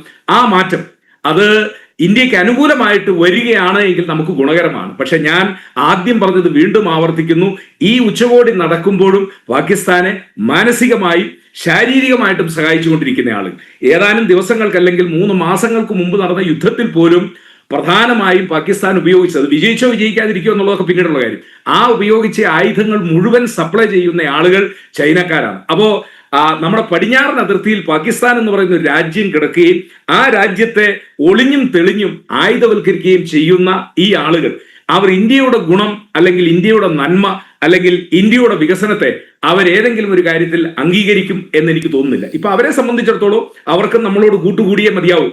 കാരണം ട്രംപ് കാണിച്ചിരിക്കുന്ന ഒരു വിഡ്ഢിത്തം ഇനി ഇൻ ദ ലോങ് റൺ, ഇപ്പം ഇവിടെ നമ്മളെ എന്താ പറഞ്ഞ വിദേശകാര്യ വിദഗ്ധൻ ശ്രീ നിർമ്മൽ അദ്ദേഹം സൂചിപ്പിക്കും, ഇൻ ദ ലോങ് റണ്ണിൽ ഇത് അമേരിക്കയ്ക്ക് ദോഷകരമായിട്ട് വരികയുള്ളൂ. കാരണം നമ്മൾ 150 കോടി ജനസംഖ്യ ഉള്ളതാ, അവര് നമ്മുടെ ഉത്തർപ്രദേശ് എന്ന് പറഞ്ഞ ഒരു സംസ്ഥാനത്തിന്റെ ജനസംഖ്യയുള്ളൂ. ചിലപ്പം ഇപ്പോഴത്തെ തുടക്കത്തിൽ നമുക്ക് ഇപ്പം നമ്മൾ ഉത്പാദിപ്പിച്ചിരിക്കുന്ന സാധനങ്ങളൊക്കെ കയറ്റി അയക്കാൻ അമേരിക്കയിലേക്ക് നമുക്ക് ബുദ്ധിമുട്ടുണ്ടാകും എന്നുള്ള കാര്യത്തിൽ തർക്കമില്ല. പക്ഷേ ഇൻ ദ ലോങ് റണ്ണ് നമുക്ക് ഇത്രയും വിപുലമായ ഒരു ജനസംഖ്യയുള്ള ഒരു മാർക്കറ്റ്, നമ്മൾ അമേരിക്കൻ സാധനങ്ങൾ ബഹിഷ്കരിക്കുന്ന അല്ലെങ്കിൽ അവന്റെ സാധനങ്ങൾക്ക് അധിക തീരുവ ഏർപ്പെടുത്തുന്ന ഒരു ഘട്ടം വന്നു കഴിഞ്ഞാൽ ലോങ് റണ്ണിൽ അമേരിക്കയിലെ തന്നെ ഒരു വിദേശകാര്യം പറഞ്ഞ പോലെ ആനയെ കൈകൊണ്ടിടിക്കുന്ന പോലെയാണ് അമേരിക്കക്കാരൻ ഇന്ത്യയെ ആക്രമിക്കുന്നത്, ഇന്ത്യ എന്ന ആനയെ കൈകൊണ്ടിടിക്കുന്നത് പോലെയാണ്. അപ്പൊ ലോങ് റണ്ണിൽ അവർക്ക് ആ കാര്യത്തിൽ പ്രശ്നങ്ങൾ ഉണ്ടാകും എന്നുള്ള കാര്യത്തിൽ തർക്കമില്ല. പക്ഷെ നമ്മളെ സംബന്ധിച്ചിടത്തോളം ഇപ്പോൾ നമ്മളുടെ സ്ഥിതിവിശേഷം, ഇപ്പൊ കഴിഞ്ഞ ദിവസം സാബു ജേക്കബിനെ പോലെ ഒരാൾ ഒരു ചാനൽ ചർച്ചയിൽ പറഞ്ഞ് അവർ ഉത്പാദിപ്പിച്ചിരിക്കുന്ന സാധനങ്ങൾ അത് ഏറിയാൽ 1 വർഷം മാത്രം ഒക്കെ അല്ലേ അതിന്റെ ഒരു എന്താ പറഞ്ഞ ഡ്യൂറേഷൻ അത് സൂക്ഷിക്കാൻ പറ്റുള്ളൂ. അതിനുള്ളിൽ അത് വിൽക്കാൻ പറ്റുന്നില്ലാത്ത ഒരു സാഹചര്യം വന്നു കഴിഞ്ഞാൽ അവരുടെ സ്ഥാപനം പൂട്ടിപ്പോകും. അങ്ങനെ ഇന്ത്യയിൽ ഒരുപാട് സ്ഥാപനങ്ങൾ ഇപ്പോഴത്തെ ഈ ആഘാതത്തിൽ ഭയപ്പെടുന്ന സ്ഥാപനങ്ങൾ ഉണ്ട് എന്നുള്ള കാര്യത്തിൽ തർക്കമില്ല. പക്ഷെ ഒരു കാര്യം, എന്നെ പോലുള്ള ആളുകൾ ശുഭാപ്തി വിശ്വാസത്തോടെ ഒരുപക്ഷെ റഷ്യയുടെ ഈ നിലപാട് അത് പോസിറ്റീവായിട്ടുള്ള ഒരു നിലപാടാണ് എങ്കിൽ നമുക്കതിനെ സ്വാഗതം ചെയ്യാം. മറിച്ച് 50കളുടെ അവസാനത്ത് കണ്ട പോലെ നമ്മൾ അന്നത്തെ ഇന്ത്യ ചൈന ഭായി ഭായി എന്ന് നമ്മൾ വിളിക്കുകയും നമ്മളെ ആക്രമിക്കാനുള്ള വേദിയായിട്ട് പിന്നീട് അവരതിനെ കണക്കാക്കുകയും ചെയ്യുന്ന ഒരു ഘട്ടം വന്നു കഴിഞ്ഞാൽ അത് നമുക്ക് ബുദ്ധിമുട്ടുണ്ടാകും. ഏതായാലും 62-ന് ശേഷം തുറന്ന യുദ്ധം ഉണ്ടായിട്ടില്ല. മുമ്പ് ഇവിടെ സൂചിപ്പിച്ചതുപോലെ സൈന്യങ്ങൾ തമ്മിലുള്ള അല്ലെങ്കിൽ എന്താ പറയുക പട്രോളിങ്ങിനിടയിലുള്ള സംഘർഷങ്ങളും ഒക്കെ ഉണ്ടായിട്ടുള്ളൂ. ഒരു തുറന്ന യുദ്ധത്തിലേക്ക് നമ്മൾ പോയിട്ടില്ല. ചൈനയുമായി ഒരു തുറന്ന യുദ്ധം ഉണ്ടാകരുത് എന്ന് തന്നെ ആഗ്രഹിക്കുന്നത്. കാരണം ലോകത്തിലെ ഇത്രയും വലിയ 2 വൻ ശക്തികൾ നിൽക്കുന്നത്. അപ്പോൾ നമ്മളെ സംബന്ധിച്ചിടത്തോളം ഭാവിയിൽ അത് തുറന്ന മനസ്സോടുകൂടി ചൈന ഈ കാര്യത്തിൽ നിലപാട് സ്വീകരിക്കുകയാണെങ്കിൽ ഇന്ത്യയെ സംബന്ധിച്ചിടത്തോളം സ്വാഗതാർഹമാണ്. അപ്പോഴും കോൺഗ്രസിന്റെ നിലപാട് ശ്രീ ജയറാം രമേശ് പറഞ്ഞത് ഞാൻ വീണ്ടും ആവർത്തിക്കുന്നു, ചരിത്രത്തിന്റെ പിൻബലത്തിലേക്ക് നോക്കുമ്പോൾ ഒരു കാലഘട്ടത്തിലും ഇന്ത്യയുടെ വികസനത്തെയോ ഇന്ത്യയുടെ നന്മയോ ഇന്ത്യയുടെ സമാധാനത്തെയോ ആഗ്രഹിച്ച ഒരു രാജ്യമല്ല ചൈനീസ് കമ്മ്യൂണിസ്റ്റ് പാർട്ടി എന്നുള്ള കാര്യത്തിൽ തർക്കമില്ല. അത് ഇന്ത്യക്കകത്തുള്ള കമ്മ്യൂണിസ്റ്റുകാരന് ശരിയാണല്ലോ അവരുടെ നിലപാട്.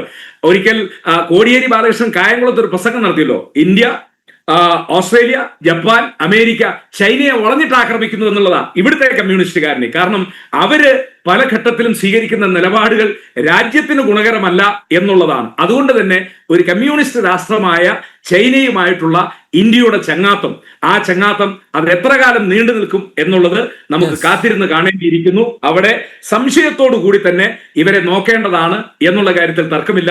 അത് തന്നെയാണ് നമ്പ്യാർ ഞാൻ ആദ്യം പറഞ്ഞത്, വീണ്ടും ആവർത്തിക്കുന്നു. അതിൽ വിദേശകാര്യ വിദഗ്ധൻ അദ്ദേഹത്തിന്റെ അഭിപ്രായങ്ങൾ കേട്ടതിന് ശേഷം ഞാൻ സംസാരിക്കാം. ഞാനും അതാണ് നോക്കിയിരിക്കുന്നത്. ഡോക്ടർ നിർമ്മൽ എബ്രഹാം റൈറ്റ് ടൈമിലാണ് ഈ സംവാദത്തിലേക്ക് കടന്നു വന്നിരിക്കുന്നത്. ചില ആശങ്കകൾ കോൺഗ്രസ് ഉയർത്തിയിട്ടുണ്ട്. അതുപോലെ കോൺഗ്രസ് വക്താവ് ജയറാം രമേശ് അദ്ദേഹത്തിൻ്റെ എക്സിൽ ഒരു പോസ്റ്റ് ഇട്ടിട്ടുണ്ട്. ഡോക്ടർ നിർമ്മൽ എബ്രഹാം അത് കണ്ടു കാണും. ചരിത്രം പരിശോധിക്കുകയാണെങ്കിൽ ഭാരതവും ചൈനയും തമ്മിലുള്ള ബന്ധം അത്ര ശുഭോദർക്കമായിരുന്നില്ല. അതുകൊണ്ട് തന്നെ ഇപ്പോൾ ഈ ഉച്ചകോടിയുണ്ടായി ഈ ഒരു ഹണിമൂൺ പീരിയഡ് അത് എത്ര കാലം നീണ്ടു നിൽക്കും, എത്ര കാലം നിലനിൽക്കും എന്നൊരു ആശങ്കയാണ് ഉയർത്തിയിരിക്കുന്നത്.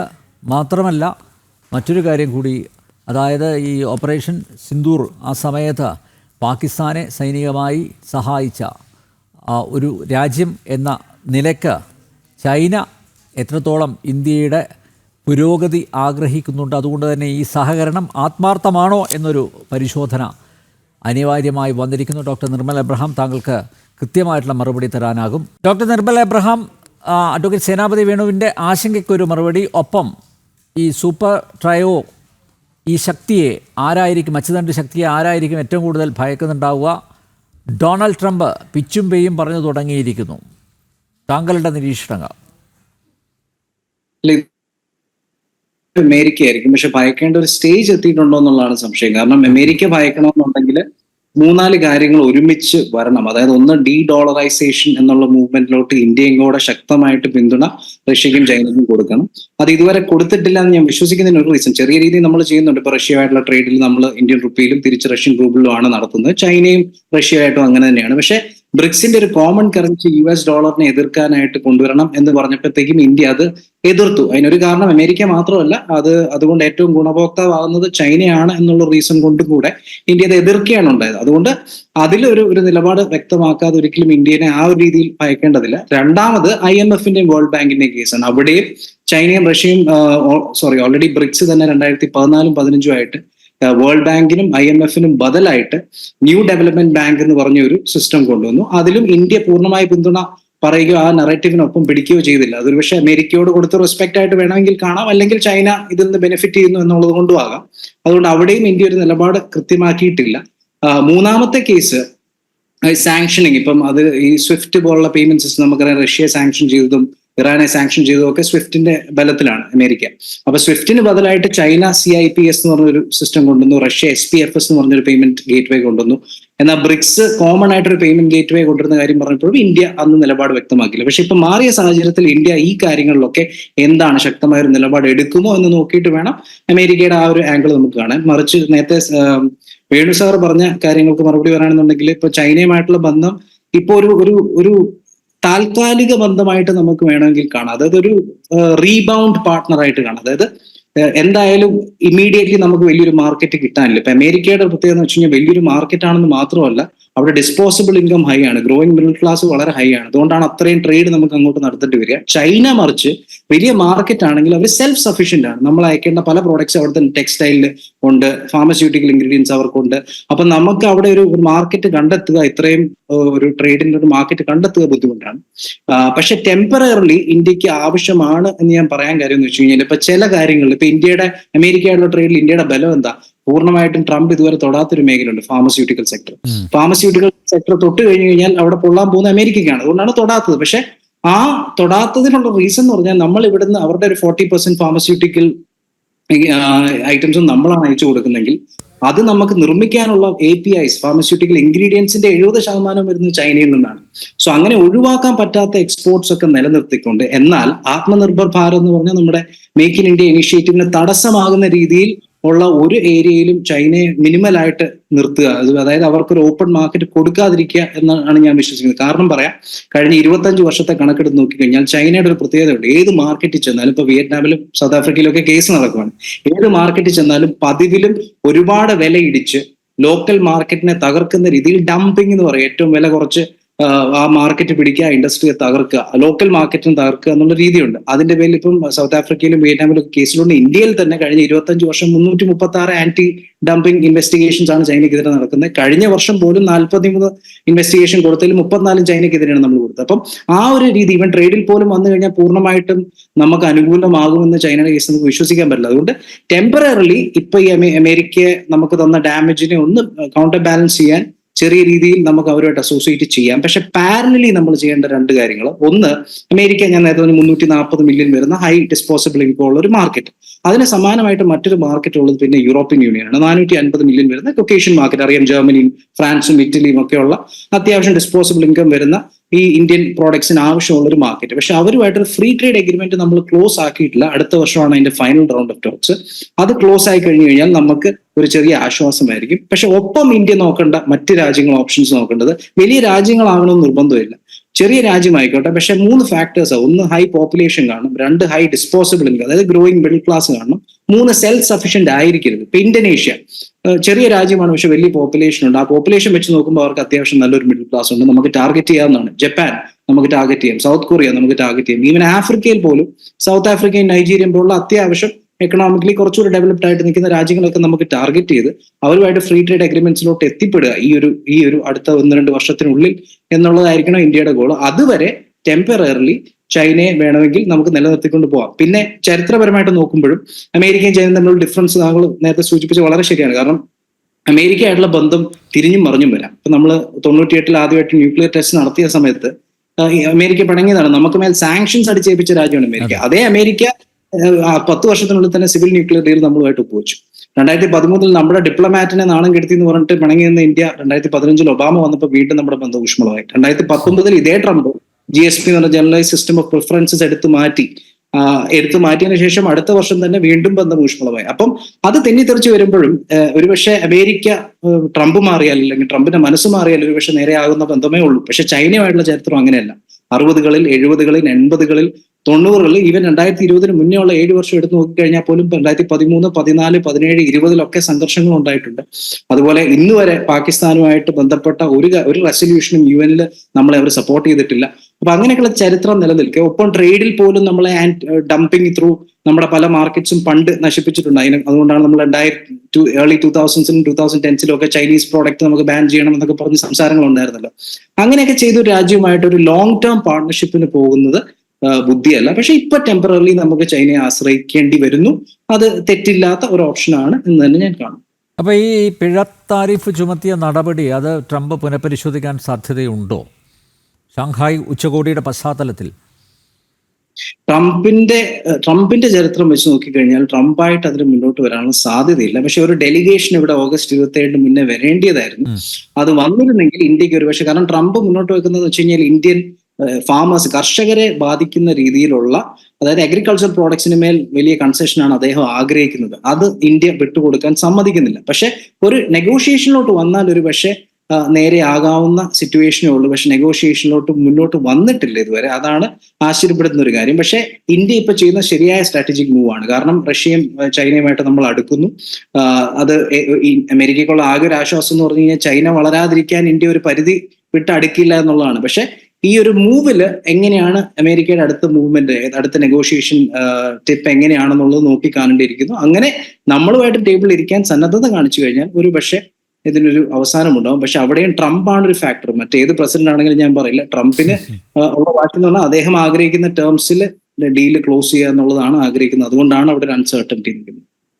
ഒരു കാര്യം കൂടി ഡോക്ടർ നിർമ്മൽ എബ്രഹാം, ഈ ഷാങ്ഹായ് ഉച്ചകോടിയിൽ പല തീരുമാനങ്ങളും, നിർണായകമായിട്ടുള്ള പല തീരുമാനങ്ങളും എടുത്തല്ലോ. ഏറ്റവും ശ്രദ്ധേയമായിട്ട് താങ്കൾക്ക് തോന്നിയത് എന്താണ്? അല്ല, ഇന്ത്യ ഇപ്പം ടെററിസത്തിന്റെ കേസ് പറഞ്ഞു, അതൊക്കെ. പക്ഷെ അവിടെയും പക്ഷെ എനിക്കുള്ള ഒരു വിയോജിപ്പ് എന്ന് പറഞ്ഞു കഴിഞ്ഞാൽ ഒരു പക്ഷെ പാകിസ്ഥാന്റെ കേസ് എടുത്തു പറഞ്ഞിരുന്നെങ്കിൽ, ഇപ്പം ടെററിസത്തിനെ അപലപിക്കുന്നു എന്ന് പറയുമ്പോഴും എക്കണോമിക് കോപ്പറേഷൻ ഉണ്ടാവുമെന്ന് പറയുമ്പോഴും ഇന്ത്യക്കുള്ള 2-3 ഇഷ്യൂസ് ഉണ്ട്. ഒന്ന്, പാകിസ്ഥാന്റെ കേസിൽ വ്യക്തത വരുത്തിയിട്ടില്ല ചൈന. 2, ഇന്ത്യ ഫേസ് ചെയ്യാൻ പോകുന്ന ഒരു കൺഫ്യൂഷൻ പറയാം. സ്ട്രാറ്റജിക് ഓട്ടോണമിയാണ് ശരിയാണ്, പക്ഷെ ഒരു വശത്ത് നമ്മൾ നോക്കിയാൽ ബ്രിക്സിലുണ്ട്, SCOയിലുണ്ട്, റഷ്യ, ഇന്ത്യ, ചൈന ട്രിനിറ്റിയിലുണ്ട്. മറുവശത്ത് നമ്മൾ ക്വാഡിലുണ്ട്. അതിന്റെ മീറ്റിംഗ് ഈ നവംബറിൽ നടക്കാനിരിക്കുന്നു. ട്രംപ് വരുമോ ഇല്ലയോ എന്ന് ഉറപ്പില്ല, പക്ഷെ ക്വാഡിലുണ്ട്. ക്വാഡിന്റെ ഏറ്റവും വലിയൊരു എയിം എന്ന് പറഞ്ഞു കഴിഞ്ഞാൽ ചൈനയുടെ ഇൻഡോ പസഫിക് ഏരിയയിലുള്ള അവരുടെ ഡോമിനൻസ് ഇല്ലാതാക്കുക എന്നുള്ളതാണ്. മറുവശത്ത് നമ്മൾ I2U2 ഉണ്ട്, അതായത് ഇന്ത്യ, ഇസ്രായേൽ, US, UAE സഖ്യത്തിലും ഉണ്ട്. അപ്പൊ ഇവിടെയൊക്കെ നമ്മൾ എങ്ങനെയാണ് ഇതിനെ കൗണ്ടർ ബാലൻസ് ചെയ്തുകൊണ്ട് പോവുക? ഇവിടെ എടുത്ത തീരുമാനങ്ങൾ നമുക്ക് മുന്നോട്ട് പൂർണ്ണമായിട്ട് കൊണ്ടുപോകാൻ പറ്റുമോ? നാളെ അമേരിക്കയുമായിട്ട് ട്രേഡ് ടോക്സ് ശരിയായി വന്നു കഴിഞ്ഞു കഴിഞ്ഞാൽ, നെഗോഷിയേഷനിൽ എത്താൻ സാധിച്ചു കഴിഞ്ഞാൽ മുന്നോട്ട് ഇതിന്റെ ഒരു ഭാവി എങ്ങനെയായിരിക്കും? ഇതൊക്കെ ഇപ്പോഴും ചോദ്യചിഹ്നമായിട്ട് നിൽക്കുന്നു എന്നാണ് ഞാൻ കരുതുന്നത്.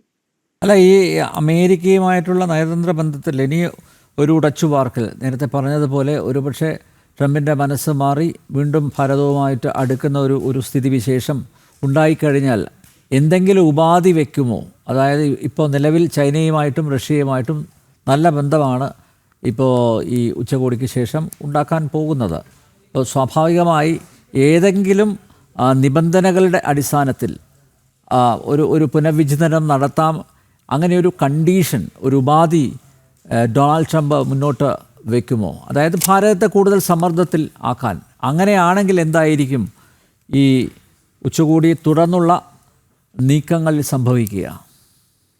അങ്ങനെ വെക്കുമെന്ന് തോന്നുന്നില്ല. വെച്ചാൽ തന്നെ ഇന്ത്യ അതിനോട് അംഗീകരിക്കുമെന്നും തോന്നുന്നില്ല. കാരണം ഒരു രാജ്യം നമ്മൾ ആരുടെ ഒപ്പം ട്രേഡ് ചെയ്യണം എന്നുള്ളത് നമ്മുടെ അവകാശമാണ്. അങ്ങനെ ആയിരുന്നെങ്കിൽ ഇന്ത്യ ടാരിഫ് വന്നപ്പോൾ തന്നെ റഷ്യയുമായിട്ട് നമ്മൾ പിന്മാറിയിട്ടില്ല. അവിടെയൊക്കെ നമ്മൾ ഡിപ്ലോമാറ്റിക്കലി ശക്തി കാണിച്ചു.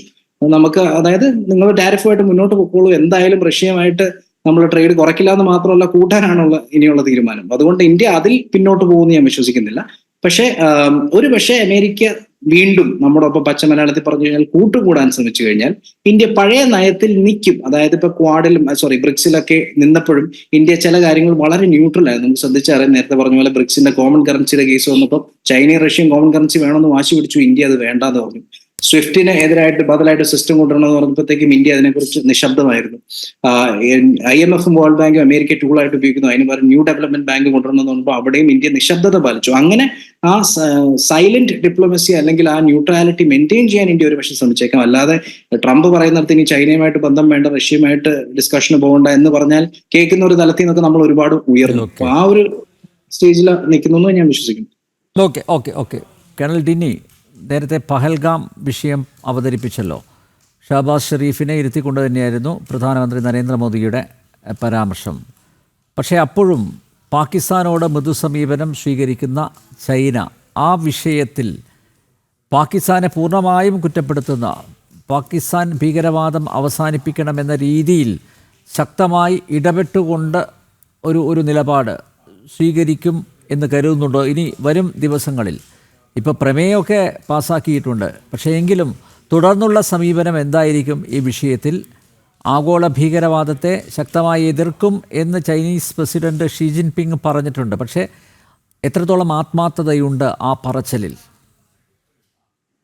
ശ്രീ അനിൽ, അത് വളരെ ഒരു പ്രസക്തമായിട്ടുള്ളൊരു ചോദ്യമാണ്. അതിനു മുമ്പ് ഒരു ഇഷ്യൂ ഒന്ന് ഞാൻ ശ്രീ നമ്മുടെ ശ്രീ നിർമ്മൽ പറഞ്ഞതിന് ഒരു ആഡ് ഓൺ മാത്രമാണ് ഞാൻ ചെയ്യുന്നത്. അതായത് അദ്ദേഹം നമ്മുടെ മാർക്കറ്റ്സിനെ കുറിച്ച് പറഞ്ഞിരുന്നു. അതായത് അമേരിക്കൻ മാർക്കറ്റ്സിൽ ഏകദേശം 340 മില്യൺ മിഡിൽ ക്ലാസ് ഉണ്ട്, അവർക്ക് സ്പെൻഡ് ചെയ്യാനുള്ള വലിയൊരു മാർക്കറ്റാണ്.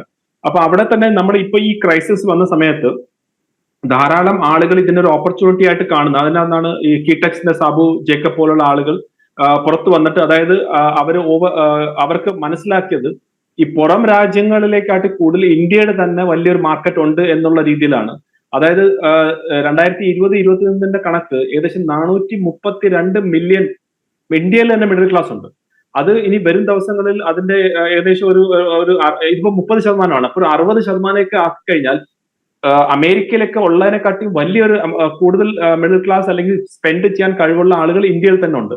അതുകൊണ്ടാണ് എനിക്ക് തോന്നുന്നത് കീടെക്സിന്റെ എക്സാമ്പിൾ തന്നെ പറയുകയാണെങ്കിൽ അദ്ദേഹം പറഞ്ഞ അടുത്ത 6 മാസത്തിനുള്ളിൽ അവർ 1000 സ്റ്റോർസ് ഇന്ത്യയിൽ തുടങ്ങാൻ പോവുകയാണ്.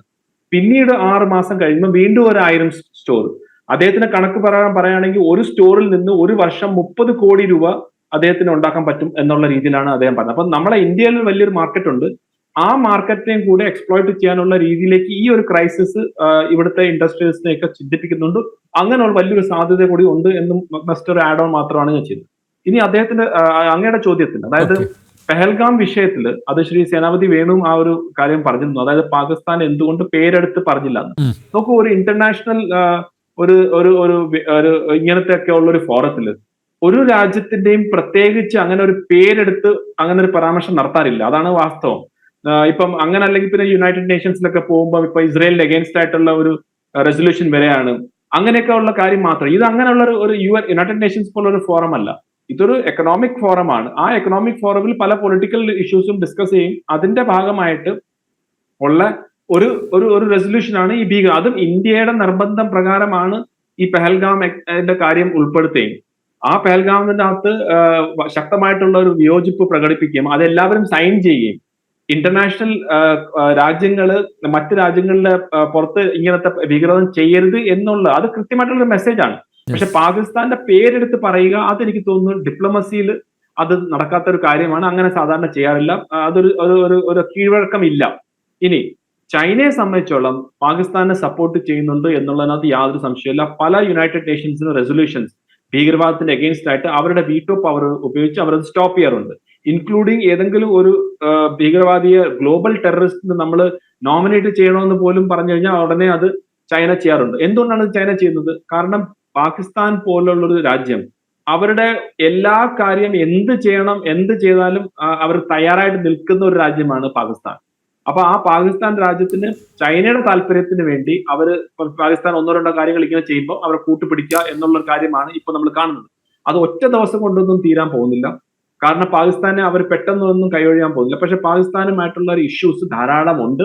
ഇപ്പൊ നേരത്തെ ശ്രീ വേണു പറഞ്ഞ പോലെ ഇപ്പൊ ബെൽറ്റ് ആൻഡ് റോഡ് ഇനിഷ്യേറ്റീവ്, അതിന്റെ തന്നെ വലിയൊരു ഭാഗമാണ് CPEC, China Pakistan economic corridor. $63 billion ആണ് ഷീ ജിൻപിങ് 2013 വന്നപ്പോൾ ഇൻവെസ്റ്റ് ചെയ്തത്. ഇപ്പൊ 10 വർഷം കഴിഞ്ഞ് 12 വർഷം കഴിയുമ്പോൾ അതിൽ നിന്ന് എന്ത് അവർക്ക് നേടി എന്ന് ചോദിച്ചു കഴിഞ്ഞാൽ വലിയ കാര്യങ്ങളൊന്നും പാകിസ്ഥാനും പറയില്ല, ചൈനയ്ക്കും പറയില്ല. കാരണം അത് ഫിനാൻഷ്യലി വയബിൾ അല്ല എന്നുള്ളൊരു തോന്നൽ പാകിസ്ഥാന്റെ ഉള്ളിൽ ആളുകൾ വരുന്നുണ്ട്. അതിന് ധാരാളം പ്രൊട്ടസ്റ്റ് നടക്കുന്നുണ്ട്. ബലൂചിസ്ഥാനിൽ കേണൽ ടിനി, ഈ ബോർഡറിൽ ചൈനയ്ക്ക് പ്രതിരോധം, ചൈനയുടെ ആക്രമണം, അതിന് പ്രതിരോധം തീർക്കുന്നതിനാണോ കൂടുതൽ തുക ചെലവഴിക്കുന്നത് പാകിസ്ഥാനെ അപേക്ഷിച്ച് ഭാരതം? നോക്കൂ, നമ്മള് ചെലവ് എന്ന് പറയുമ്പോൾ ഒരു കൺട്രി സ്പെസിഫിക് അല്ല ശ്രീ അനിൽ. അതായത് ഒരു രാജ്യത്തിന്റെ അഗേൻസ്റ്റ് ആയിട്ടല്ല നമ്മൾ ചെലവഴിക്കുന്നത്. നമ്മളെ ഒരു സൈന്യത്തിന്റെ മൊത്തത്തിലുള്ള കാപ്പബിലിറ്റി അനുസരിച്ചാണ് നമ്മൾ ചെലവഴിക്കുന്നത്. അപ്പൊ ഇപ്പൊ ഇന്നിപ്പോ ഒരു ഫോഴ്സ് പാകിസ്ഥാന്റെ അഗേൻസ്റ്റ് ആയിട്ട് യൂസ് ചെയ്യുന്നെങ്കിൽ അതേ ഫോഴ്സ് നാളെ വേണമെങ്കിൽ ചൈനയുടെ അഗേൻസ്റ്റ് ആയിട്ട് യൂസ് ചെയ്യാം. അതാണ് മനസ്സിലായി. ഇപ്പൊ ഓപ്പറേഷൻ സിന്ദൂറിൽ നമ്മൾ എയർഫോഴ്സ് ഉപയോഗിച്ചു. ആ എയർഫോഴ്സ് ഇന്ത്യയുടെ പല ബേസിൽ നിന്നാണ് വന്നത്. അവരവരെ ഓപ്പറേഷൻ ചെയ്ത് തിരിച്ച് അതേ രീതിയിലേക്ക് പോയി. അപ്പം ഇന്ത്യയുടെ ഇന്നത്തെ ഫോക്കസ് ചൈന തന്നെയാണ്, അതിനകത്ത് സംശയമൊന്നുമില്ല. കാരണം പാകിസ്ഥാൻ നമ്മളൊരു ശല്യമാണ്. അത് നമ്മളൊക്കെ ഒരു ശത്രുവായിട്ട് നമുക്ക് കാണാൻ പറ്റുന്നത്. നമ്മൾ എപ്പോഴും നിരന്തരമായിട്ട് ഈ ഭീകരവാദത്തും മറ്റു കാര്യത്തിലൊക്കെ നിരന്തരമായി ശല്യപ്പെടുത്തിക്കൊണ്ടിരിക്കുന്നു. നമ്മളെ അസീം മുനീറിന്റെ ഭാഷയിൽ തന്നെ പറഞ്ഞു കഴിഞ്ഞാൽ നമ്മൾ വലിയൊരു മെർസഡീസ് ബെൻസ് പോകുന്നു, അവര് എന്താ പറയുക മണ്ണ് നിറഞ്ഞ ഒരു ട്രക്കാണ്. അപ്പൊ ഈ ബെൻസ് വന്ന് അല്ലെങ്കിൽ മെർസഡീസ് ബെൻസ് വന്ന് ട്രക്കിൽ ഇടിച്ചു കഴിഞ്ഞാൽ നിങ്ങൾക്കായിരിക്കും ദോഷം എന്നുള്ള രീതിയിലാണ് അദ്ദേഹം പറയുന്നത്. അപ്പൊ നമ്മളെ സംബന്ധിച്ചോളം പുരോഗതിയും ഡെവലപ്മെന്റും ആണ് നമ്മളെ ലക്ഷ്യം. പാകിസ്ഥാനെ സംബന്ധിച്ചോളം അവരുടേതായിട്ടുള്ള അജണ്ടയുണ്ട്, അതിനകത്ത് നമ്മൾ വീഴാൻ താല്പര്യമില്ല. ചൈനയെ സംബന്ധിച്ചോളം അവരുടെ വളർച്ച, അവരുടെ പുരോഗതി, അവർക്ക് സൂപ്പർ പവർ ആവാനുള്ള ഒരു രീതിയിലാണ് അവർ മുന്നോട്ട് പോകുന്നത്. ഇന്ത്യയും ചൈനയും തമ്മിലുള്ള ധാരാളം സാധ്യതകളുണ്ട്. അത് വ്യാപാരത്തിലുണ്ട്. ഓൾദോ $100 ബില്യൺ ട്രേഡ് ഡെഫിസിറ്റ് ഇന്ത്യയും ചൈന തമ്മിൽ ഉണ്ടെങ്കിലും നമ്മുടെ ധാരാളം വ്യാപാര സാധ്യതകൾ ഉള്ള ഒരു രാജ്യമാണ് ചൈനയും. അതുകൊണ്ടാണ് നമ്മളിപ്പോ അവരുമായിട്ടുള്ള മറ്റ് ഈ പ്രശ്നങ്ങൾ ഉണ്ടെങ്കിൽ തന്നെ, ഇപ്പൊ ഭീകരവാദത്തിന്റെ പ്രശ്നമാണ്, കംപ്ലീറ്റ് ആയിട്ട് പാകിസ്ഥാന് ഈ വെപ്പൺ കൊടുക്കുന്നത് ചൈനയാണ്. മറ്റ് പല രാജ്യങ്ങളിലും ചൈന ബേസ് ഉണ്ടാക്കുന്നുണ്ട്. അങ്ങനെയൊക്കെയുള്ള കാര്യങ്ങൾ ഉണ്ടെങ്കിലും ഇപ്പം നമ്മളെ താല്പര്യം ചൈനയുമായിട്ട് മുന്നോട്ട് പോവുകയാണ്. നാളെ ഞാൻ പറഞ്ഞ പോലെ വേറൊരു വിഷയം വരികയാണെങ്കിൽ നമുക്ക് തീർച്ചയായിട്ടും അതിനകത്ത് നിലപാടെടുക്കാൻ സാധിക്കും. അതുകൊണ്ട് തന്നെയാണ് ഇന്ത്യയും അമേരിക്കയും തമ്മിലുള്ള ബന്ധം തകർന്നിട്ടില്ല എന്ന് ഞാൻ ഓരോ ചർച്ചയിലും എന്ന് പറയുന്നത്. ഇത് ഇന്ത്യയും US തമ്മിലുള്ള ഒരു പ്രശ്നമല്ല, ഇത് ഡൊണാൾഡ് ട്രംപ് എന്നുള്ള ഒരു വ്യക്തിയുടെ പ്രശ്നമാണ്. ഇന്ത്യയും US ഏറ്റവും ശക്തമായിട്ടുള്ള രണ്ട് രാജ്യങ്ങളാണ്, സ്ട്രാറ്റജിക് ആയിട്ട് പാർട്ട്നേഴ്സ് ആണ്. ഭാരതത്തിന്റെ ഏറ്റവും വലിയ ട്രേഡിംഗ് പാർട്ട്ണർ അമേരിക്കയാണ്. Yes. അത് ഇപ്പോഴും അങ്ങനെ തന്നെയാണ്, അതിനകത്ത് മാറ്റമില്ല. ഈ ഭാരതത്തെ ഏറ്റവും കൂടുതൽ സ്ട്രാറ്റജിക് ആയിട്ട് സപ്പോർട്ട് ചെയ്യുന്ന ഒരു രാജ്യം അമേരിക്ക തന്നെയാണ്. അതിനകത്ത് യാതൊരു മാറ്റമില്ല. ഭാരതവും അമേരിക്കയും ജനാധിപത്യ രാജ്യങ്ങളാണ്, സെക്യുലർ രാജ്യങ്ങളാണ്. ആ രീതിയിലേക്കുള്ള ധാരാളം കോമണാലിറ്റീസ് ഉണ്ട്. അതുകൊണ്ട് ഇത് ഡൊണാൾഡ് ട്രംപ് എന്നുള്ള ഒരു വ്യക്തിയുടെ ഈഗോ ഹേർട്ട് ആയതിന്റെ ഉള്ള പ്രശ്നങ്ങളാണ് ഇപ്പൊ നമ്മൾ കണ്ടുകൊണ്ടിരിക്കുന്നത്. അത് ചിലപ്പം നാളെ മാറാം, അത് ചിലപ്പം മാറാതിരിക്കാം. അത് നമുക്ക് വരും ദിവസങ്ങളിൽ മാത്രമേ എങ്ങനെ മുന്നോട്ട് പോകുന്നു നമുക്ക് പറയാൻ പറ്റൂ. പക്ഷെ ഭാരതത്തെ സംബന്ധിച്ചോളം ഇപ്പം നമ്മുടെ ഏറ്റവും വലിയ രാഷ്ട്ര താല്പര്യം ഈ അതിർത്തി പ്രശ്നങ്ങൾ ഇല്ലാതാക്കുക. നേരത്തെ ശ്രീ വേണു പറഞ്ഞ പോലെ അതിർത്തി പ്രശ്നം ഇല്ലെങ്കിൽ അത്രയും നമുക്ക് ടെൻഷൻ കുറയും. നാച്ചുറലി നമുക്ക് മറ്റു കാര്യങ്ങളിലേക്ക് ഫോക്കസ് ചെയ്യാം. ഇപ്പം ഫോക്കസ് ചെയ്യാന്നതിന്റെ അർത്ഥം നമ്മളെ സൈന്യത്തിന്റെ കാപ്പബിലിറ്റി കുറച്ചു കൊണ്ടുവരുന്ന, അല്ലെങ്കിൽ നമുക്ക് ചെലവ് കുറച്ചു കൊണ്ടുവരുന്നതല്ല. നമ്മൾ ശക്തിശാലി ആയേ തീരുവാൻ ശ്രീ അനിൽ, അതിനകത്ത് യാതൊരു സംശയമില്ല. കാരണം നമ്മൾ ഒരു രാജ്യം ചുറ്റും പല രാജ്യങ്ങളും ശത്രുപക്ഷത്ത് നിൽക്കുന്ന രാജ്യങ്ങൾ എപ്പോ വേണമെങ്കിലും കളർ മാറും, എപ്പോ വേണമെങ്കിലും രീതി മാറാനുള്ള രാജ്യങ്ങളാണ്. അതുകൊണ്ട് നമ്മളെ സൈനിക ശക്തിയും കൂട്ടിക്കൊണ്ടുവരിക, അതുപോലെ തന്നെ നമ്മളെ സാമ്പത്തികമായിട്ട് കൂട്ടുക. ഇത് രണ്ടും ഒരുമിച്ച് പോകണം. ഒന്നിനെ മാറ്റി നിർത്തിക്കൊണ്ട് പറ്റത്തില്ല. ആ ഒരു സ്ട്രാറ്റജി തന്നെയാണ് ഇന്ത്യ ചൈനയുമായിട്ടും ഇന്ത്യ റഷ്യയുമായിട്ടും ഇന്ത്യ US-ഉമായിട്ട് ചെയ്യുന്നത്. അതുകൊണ്ട് ഇപ്പം പണ്ട് പറയുന്നത് നോൺ അലൈൻമെന്റ് മൂവ്മെന്റ് ആണെങ്കിൽ ഇപ്പൊ ഞാൻ അതിനെ വിളിക്കുന്ന ഓൾ അലൈൻമെന്റ് മൂവ്മെന്റ് ആണ്. നമ്മൾ എല്ലാവരുടെ ചേരും, അങ്ങനത്തെ യാതൊരു രീതിയില്ല. നമുക്ക് ഇറാനും നമ്മളെ ഒരു പക്ഷമാണ്, ഇസ്രായേലും നമ്മളെ പക്ഷമാണ്. അപ്പൊ ഇന്ത്യയെ സംബന്ധിച്ചോളം നമുക്ക് അങ്ങനെ ആരെയും എക്കാലത്തേക്ക് മാറ്റി നിർത്തുന്നില്ല. നമ്മളെ സംബന്ധിച്ചോളം പാകിസ്ഥാൻ എന്നുള്ള രാജ്യം മാത്രമേ ഉള്ളൂ നമ്മൾ എപ്പോഴും ഒരു ശത്രുപക്ഷത്തെ നമ്മളെ കാണുന്നത്. നമ്മൾ അവരെ ഒരു ശത്രുവായിട്ട് ആ ഒരു രീതിയിൽ നമ്മൾ കാണാറ്. പക്ഷെ അവര് ജനിച്ചപ്പോ തൊട്ടേ നമ്മളൊരു ശത്രു രാജ്യമായിട്ടാണ് കാണുന്നത്. അവരങ്ങനെ തെറ്റിദ്ധാരണയിൽ ധാരാളം തെറ്റുകൾ ചെയ്തുകൊണ്ടിരിക്കും, തിരിച്ചടികൾ കിട്ടിക്കൊണ്ടിരിക്കും. ഒരിക്കലും പഠിക്കാത്തൊരു രാജ്യം മാത്രമാണ് നമുക്കൊരു പ്രശ്നം. അല്ലാതെ മറ്റൊരു രാജ്യമായിട്ട് നമുക്ക് ശാശ്വതമായിട്ട് ഒരു ശത്രുതയോ അല്ലെങ്കിൽ ശാശ്വതമായിട്ട് ഒരു വലിയൊരു ഒരു മനോഭാവം വെച്ചുകൊണ്ട് നമ്മൾ ഒരിക്കലും മുന്നോട്ട് പോകാറില്ല. ഇനിയും അങ്ങനെ തന്നെ ആയിരിക്കും എന്നാണ് എന്റെ വിശ്വാസം. യെസ്, അഡ്വക്കേറ്റ് സേനാപതി വേണു, അച്യുതണ്ട് ശക്തിയുടെ ഉദയത്തിൽ ഇനി പൊളിറ്റിക്കലായിട്ടുള്ളൊരു സമീപനം തന്നെയായിരിക്കുമോ കോൺഗ്രസ് സ്വീകരിക്കുക വരും ദിവസങ്ങളിലും? അല്ല, ഒന്ന് ഈ ട്രംപിന്റെ സ്വഭാവം അനുസരിച്ച് നമുക്ക് ഇന്ത്യയുടെ ഫോറിൻ പോളിസിനെ റീഡ്രാഫ്റ്റ് ചെയ്യാൻ പറ്റത്തില്ല. അപ്പോ ട്രംപ് ഏതായാലും ഇനിയിപ്പോ 3 കൊല്ലം കൂടെ തുടരും. ഇനിയിപ്പോ അടുത്ത തെരഞ്ഞെടുപ്പിൽ ഡെമോക്രാറ്റുകൾ വരുവോ റിപ്പബ്ലിക്കൻസ് വരുവോ എന്നുള്ളത് കാത്തിരുന്നു കൊണ്ട് ഇന്ത്യയുടെ വിദേശ നയത്തെ നമുക്ക് രൂപീകരിക്കാനായിട്ട് പറ്റത്തില്ല. നമുക്ക് പരമ്പരാഗതമായിട്ടുള്ള നമ്മുടെ ഒരു വിദേശ നയമുണ്ട്. ആ വിദേശ നയത്തിൽ നിന്നുകൊണ്ട് മാത്രമേ നമുക്ക് മുന്നോട്ട് പോകാനായിട്ട് കഴിയുള്ളൂ. അപ്പൊ നമ്മളങ്ങ് പോകുമ്പോഴും ഇവിടെ നിർമ്മൽ പറഞ്ഞതും അതുപോലെ തന്നെ ഡെന്നി സാബു പറഞ്ഞതും ആ ഒരു കാര്യത്തിൽ ഈ ഉച്ചകോടികളൊക്കെ നടക്കുമ്പോഴും നമ്മുടെ പടിഞ്ഞാറ് വശത്ത് ഈ ഭീകരന്മാർ, കാരണം ലോകത്തിൽ ഒരുപക്ഷെ എനിക്ക് തോന്നുന്നു ഒരു ജനാധിപത്യ രാജ്യത്തിൽ ഇത്രയും അധികം ഈ ഭീകരന്മാരുടെ ഈ പ്രവർത്തനങ്ങൾ ഇതിനാക്രമണമാകുന്ന ഒരു രാജ്യം അത് ഇന്ത്യ മാത്രമേ ഉള്ളൂ. ഇപ്പൊ ഈ ഉച്ചകോടിയിൽ വന്നിരിക്കുന്ന രാജ്യങ്ങൾ മറ്റു രാജ്യങ്ങളൊക്കെ പരിശോധിച്ചു കഴിഞ്ഞാൽ റഷ്യയിൽ ഇപ്പോൾ ഉക്രൈൻ യുദ്ധവും അതുമൊക്കെ അനുബന്ധ പ്രശ്നങ്ങളേ ഉള്ളൂ. ഇങ്ങനെ ഇതിനകത്ത് നിന്നുകൊണ്ട് ഈ പാകിസ്ഥാനിൽ നടത്തുന്ന പോലെ ഉള്ള പ്രശ്നങ്ങൾ അവർക്കില്ല. ചൈനയ്ക്കാണേലും അങ്ങനെയുള്ള പ്രശ്നം ഉയർകളിലെന്നോ അങ്ങനത്തെ ഒക്കെ പറയുന്ന ഒരു പ്രത്യേക ജനവിഭാഗങ്ങൾ ചില ഭാഗങ്ങളിലൊക്കെയുള്ള സംഘർഷങ്ങൾ മാത്രമേ ഉള്ളൂ. പക്ഷെ നമ്മൾ ഇതിന് ഇരയായി നിൽക്കുകയാണ്. എന്നു മുതൽ 1948 വരെ ആരംഭിച്ച ഒന്നാമത്തെ യുദ്ധം മുതൽ നമ്മൾ നിരന്തരമായി ഇതിനിരയായി നിൽക്കുന്ന ഒരു ജനാധിപത്യ രാജ്യം. അത് ഡെന്നി ഇവിടെ പറഞ്ഞ പോലെ വേറൊരു രാജ്യത്തിന്റെ ആഭ്യന്തര കാര്യത്തിൽ നമ്മൾ ഇടപെടുന്നവരല്ല, അവരുടെ ഒരു കാര്യത്തിനും നമ്മൾ ഭാഗഭാക്കാകുന്നവരല്ല. എന്നിട്ട് പോലും നമ്മൾ ഇതിന് ഇത്രയും ഇരകളാകുന്ന ഒരു ഘട്ടത്തിൽ ഈ ഭീകരവാദത്തിനെതിരെ ഇന്ത്യ ഉയർത്തിയ ആ ഒരു ശബ്ദം, അതിനെ കുറച്ചുകൂടി ഉയരത്തിൽ നമുക്ക് പിന്തുണ ലഭിക്കേണ്ടതാണ് നിശ്ചയമായിട്ടും. ആ പിന്തുണ ചൈനയുടെ ഭാഗത്തുനിന്ന് ഉണ്ടാകുന്നില്ല. അത് ഉണ്ടാകാത്തതിന്റെ കാരണം നമ്മൾ ലോകത്തിലെ ഒരു സൂപ്പർ ശക്തിയായി മാറുന്നു. കേണൽ ഡെന്നി പറഞ്ഞത് തന്നെയാണ് അതിൻ്റെ അത്തെ കാര്യം. കാരണം നമ്മൾ ഒരു ശക്തമായ രാജ്യമായി മാറുന്നത് ഒരു കാരണവശാലും പ്രത്യേകിച്ച് ഒരു കമ്മ്യൂണിസ്റ്റ് രാഷ്ട്രമായ ചൈനയ്ക്ക് അവർക്കത് ഉൾക്കൊള്ളാൻ കഴിയുകയില്ല. ഒരുപക്ഷെ 1962 ഇപ്പൊ വിദേശകാര്യ വിദഗ്ധൻ ഇവിടെ ഇരിപ്പുണ്ട്, 62 യുദ്ധത്തിന്റെ യഥാർത്ഥ കാരണം തന്നെ പഞ്ചവത്സര പദ്ധതിയിലൂടെ ഇന്ത്യക്കുണ്ടായ ഡെവലപ്മെന്റ്. കമ്മ്യൂണിസ്റ്റ് രാഷ്ട്രമായ ചൈനയ്ക്ക് അത് ചെയർമാൻ മാവോ വിചാരിച്ചിട്ടും ചൗവൻലായി വിചാരിച്ചിട്ടും ഇന്ത്യയിലുണ്ടായ ഡെവലപ്മെന്റിന്റെ 10% പോലും അവർക്ക് ഉണ്ടാക്കാൻ പറ്റിയില്ല. ആ അസൂയയാണോ ഒരുപക്ഷെ 62 യുദ്ധത്തിന് കാരണം എന്ന് പല വിദേശകാര്യ വിദഗ്ധന്മാരും പറയുന്ന ചരിത്രത്തിൽ പറഞ്ഞിട്ടുണ്ട്. അപ്പം ഒരു കാര്യം സ്പഷ്ടമാണ്, ഇന്ത്യ അത് ഒരു സൂപ്പർ പവറായിട്ട് മുന്നോട്ട് പോയേ മതിയാവൂ. കാരണം ശക്തിയുള്ളവർ ഭരിക്കുന്നു, ശക്തിഹീനർ ഭരണീയർ. ശക്തി മാത്രമേ ലോകത്ത് ഡെന്നി പറഞ്ഞതുപോലെ ഒരു രാജ്യത്തിന്റെ നിലനിൽപ്പിന് ആ ശക്തി അതുണ്ടാകണം. അതുകൊണ്ടാണല്ലോ APJ അബ്ദുൽ കലാം പറഞ്ഞത്, നമ്മൾ എന്തിനാ ഈ മിസൈലുകളൊക്കെ തൊടുക്കുന്നത്? മഹാത്മാഗാന്ധിയുടെ രാജ്യത്തിന് എന്തിനാണ് അഗ്നിയും പൃഥ്വിയും അല്ലെങ്കിൽ അസംഖ്യം മിസൈലുകൾ? കാരണം അതുണ്ടെങ്കിൽ മാത്രമേ ഇന്ത്യ മഹാരാജ്യം മറ്റ് രാജ്യങ്ങൾ അവര് അംഗീകരിക്കുകയുള്ളൂ. പക്ഷേ ആ അംഗീകാരം ലഭിക്കുന്നതിനിടയിൽ നമ്മുടെ രാജ്യത്ത് ഈ ഭീകരപ്രവർത്തനത്തെ തുറന്ന് പിന്തുണയ്ക്കുന്ന പാകിസ്ഥാന് ഇപ്പോൾ ചൈന കൊടുത്തുകൊണ്ടിരിക്കുന്ന ആ പിന്തുണ ഒരുപക്ഷെ ഇപ്പോൾ ഉണ്ടായിരിക്കുന്ന ഈ പുതിയ ഈ കൂട്ടുകെട്ടിലൂടെ ഇല്ലാതായാൽ അത് ഭാവിയിൽ ഇന്ത്യക്ക് വളരെ ഗുണകരമാകും എന്നുള്ള കാര്യത്തിൽ തർക്കമില്ല. അപ്പോഴും ഞാൻ പറയുന്നു, ഇന്ത്യയുടെ വിദേശ നയം ട്രംപിന്റെ സ്വഭാവത്തെയോ അല്ലെങ്കിൽ ട്രംപിന്റെ മുൻശുണ്ടിയോ ആശ്രയിച്ചുള്ള വിദേശ നയമല്ല. ഇന്ത്യയുടെ വിദേശ നയം അത് സ്ഥായിയായ നയമായിരുന്നു. ആ നയത്തിൽ നരേന്ദ്രമോദി വരുത്തിയ ചില മാറ്റങ്ങളാണ് ഇപ്പോൾ ഇന്ത്യക്ക് ഉണ്ടായിരിക്കുന്ന പ്രതിസന്ധി എന്ന് ഞങ്ങൾ പറയുമ്പോൾ കോൺഗ്രസുകാരന്റെ വിമർശനമായിട്ട് കാണരുത് എന്ന് നമ്പ്യാർ സൂചിപ്പിക്കാൻ ഞാൻ ആഗ്രഹിക്കുകയാണ്. ഓക്കെ ഡോക്ടർ നിർമ്മൽ, 2 മിനിറ്റ് മാത്രമേ ശേഷിക്കുന്നുള്ളൂ. എന്തായാലും സമീപ ഭാവിയിൽ ഒരു ഉടച്ചുവാർക്കലൊന്നും ഉണ്ടാവില്ല നിലവിലുള്ള ലോകക്രമത്തിൽ, അല്ലേ?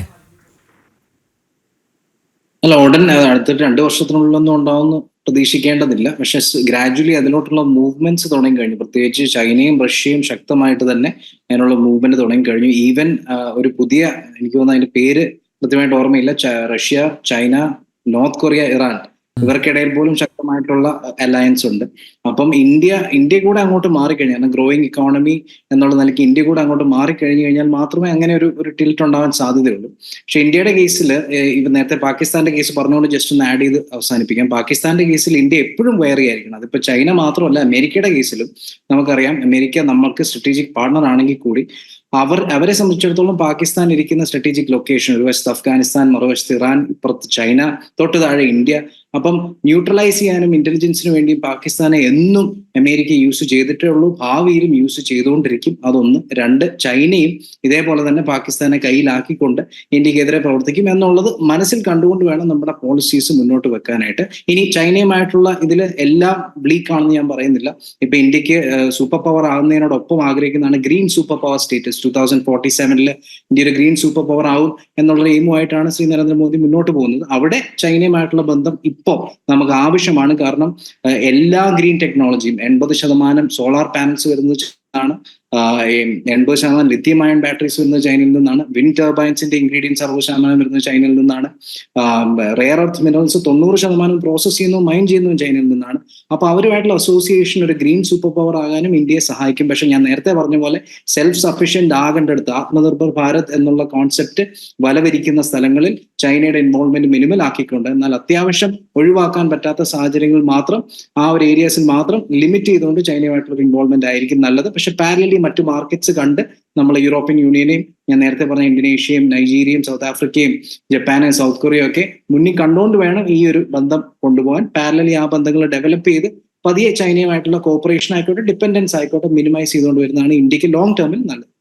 യെസ്, എന്തായാലും ഷാങ്ഹായ് ഉച്ചകോടിയുടെ വേദിയിൽ നരേന്ദ്രമോദിയെയും ഷീ ജിൻപിങ്ങിനെയും ഒന്നിപ്പിച്ചതിൽ നമുക്ക് ഡൊണാൾഡ് ട്രംപിനോട് നന്ദി പറയാം. ഒരേ മനസ്സോടെ, ഒരേ ഇച്ഛാശക്തിയോടെ 3 പ്രബല രാഷ്ട്രങ്ങൾ ഒന്നിക്കുമ്പോൾ ലോകത്തിൻ്റെ ഗതിവിഗതികൾ നിർണ്ണയിക്കുന്ന അച്ചുതണ്ട് ശക്തിയായി മാറാനുള്ള സാധ്യത ഏറെയാണ്. പക്ഷേ നേരത്തെ ഈ ചർച്ചയിൽ ഉയർന്ന ആശങ്കകൾ ഉണ്ട്.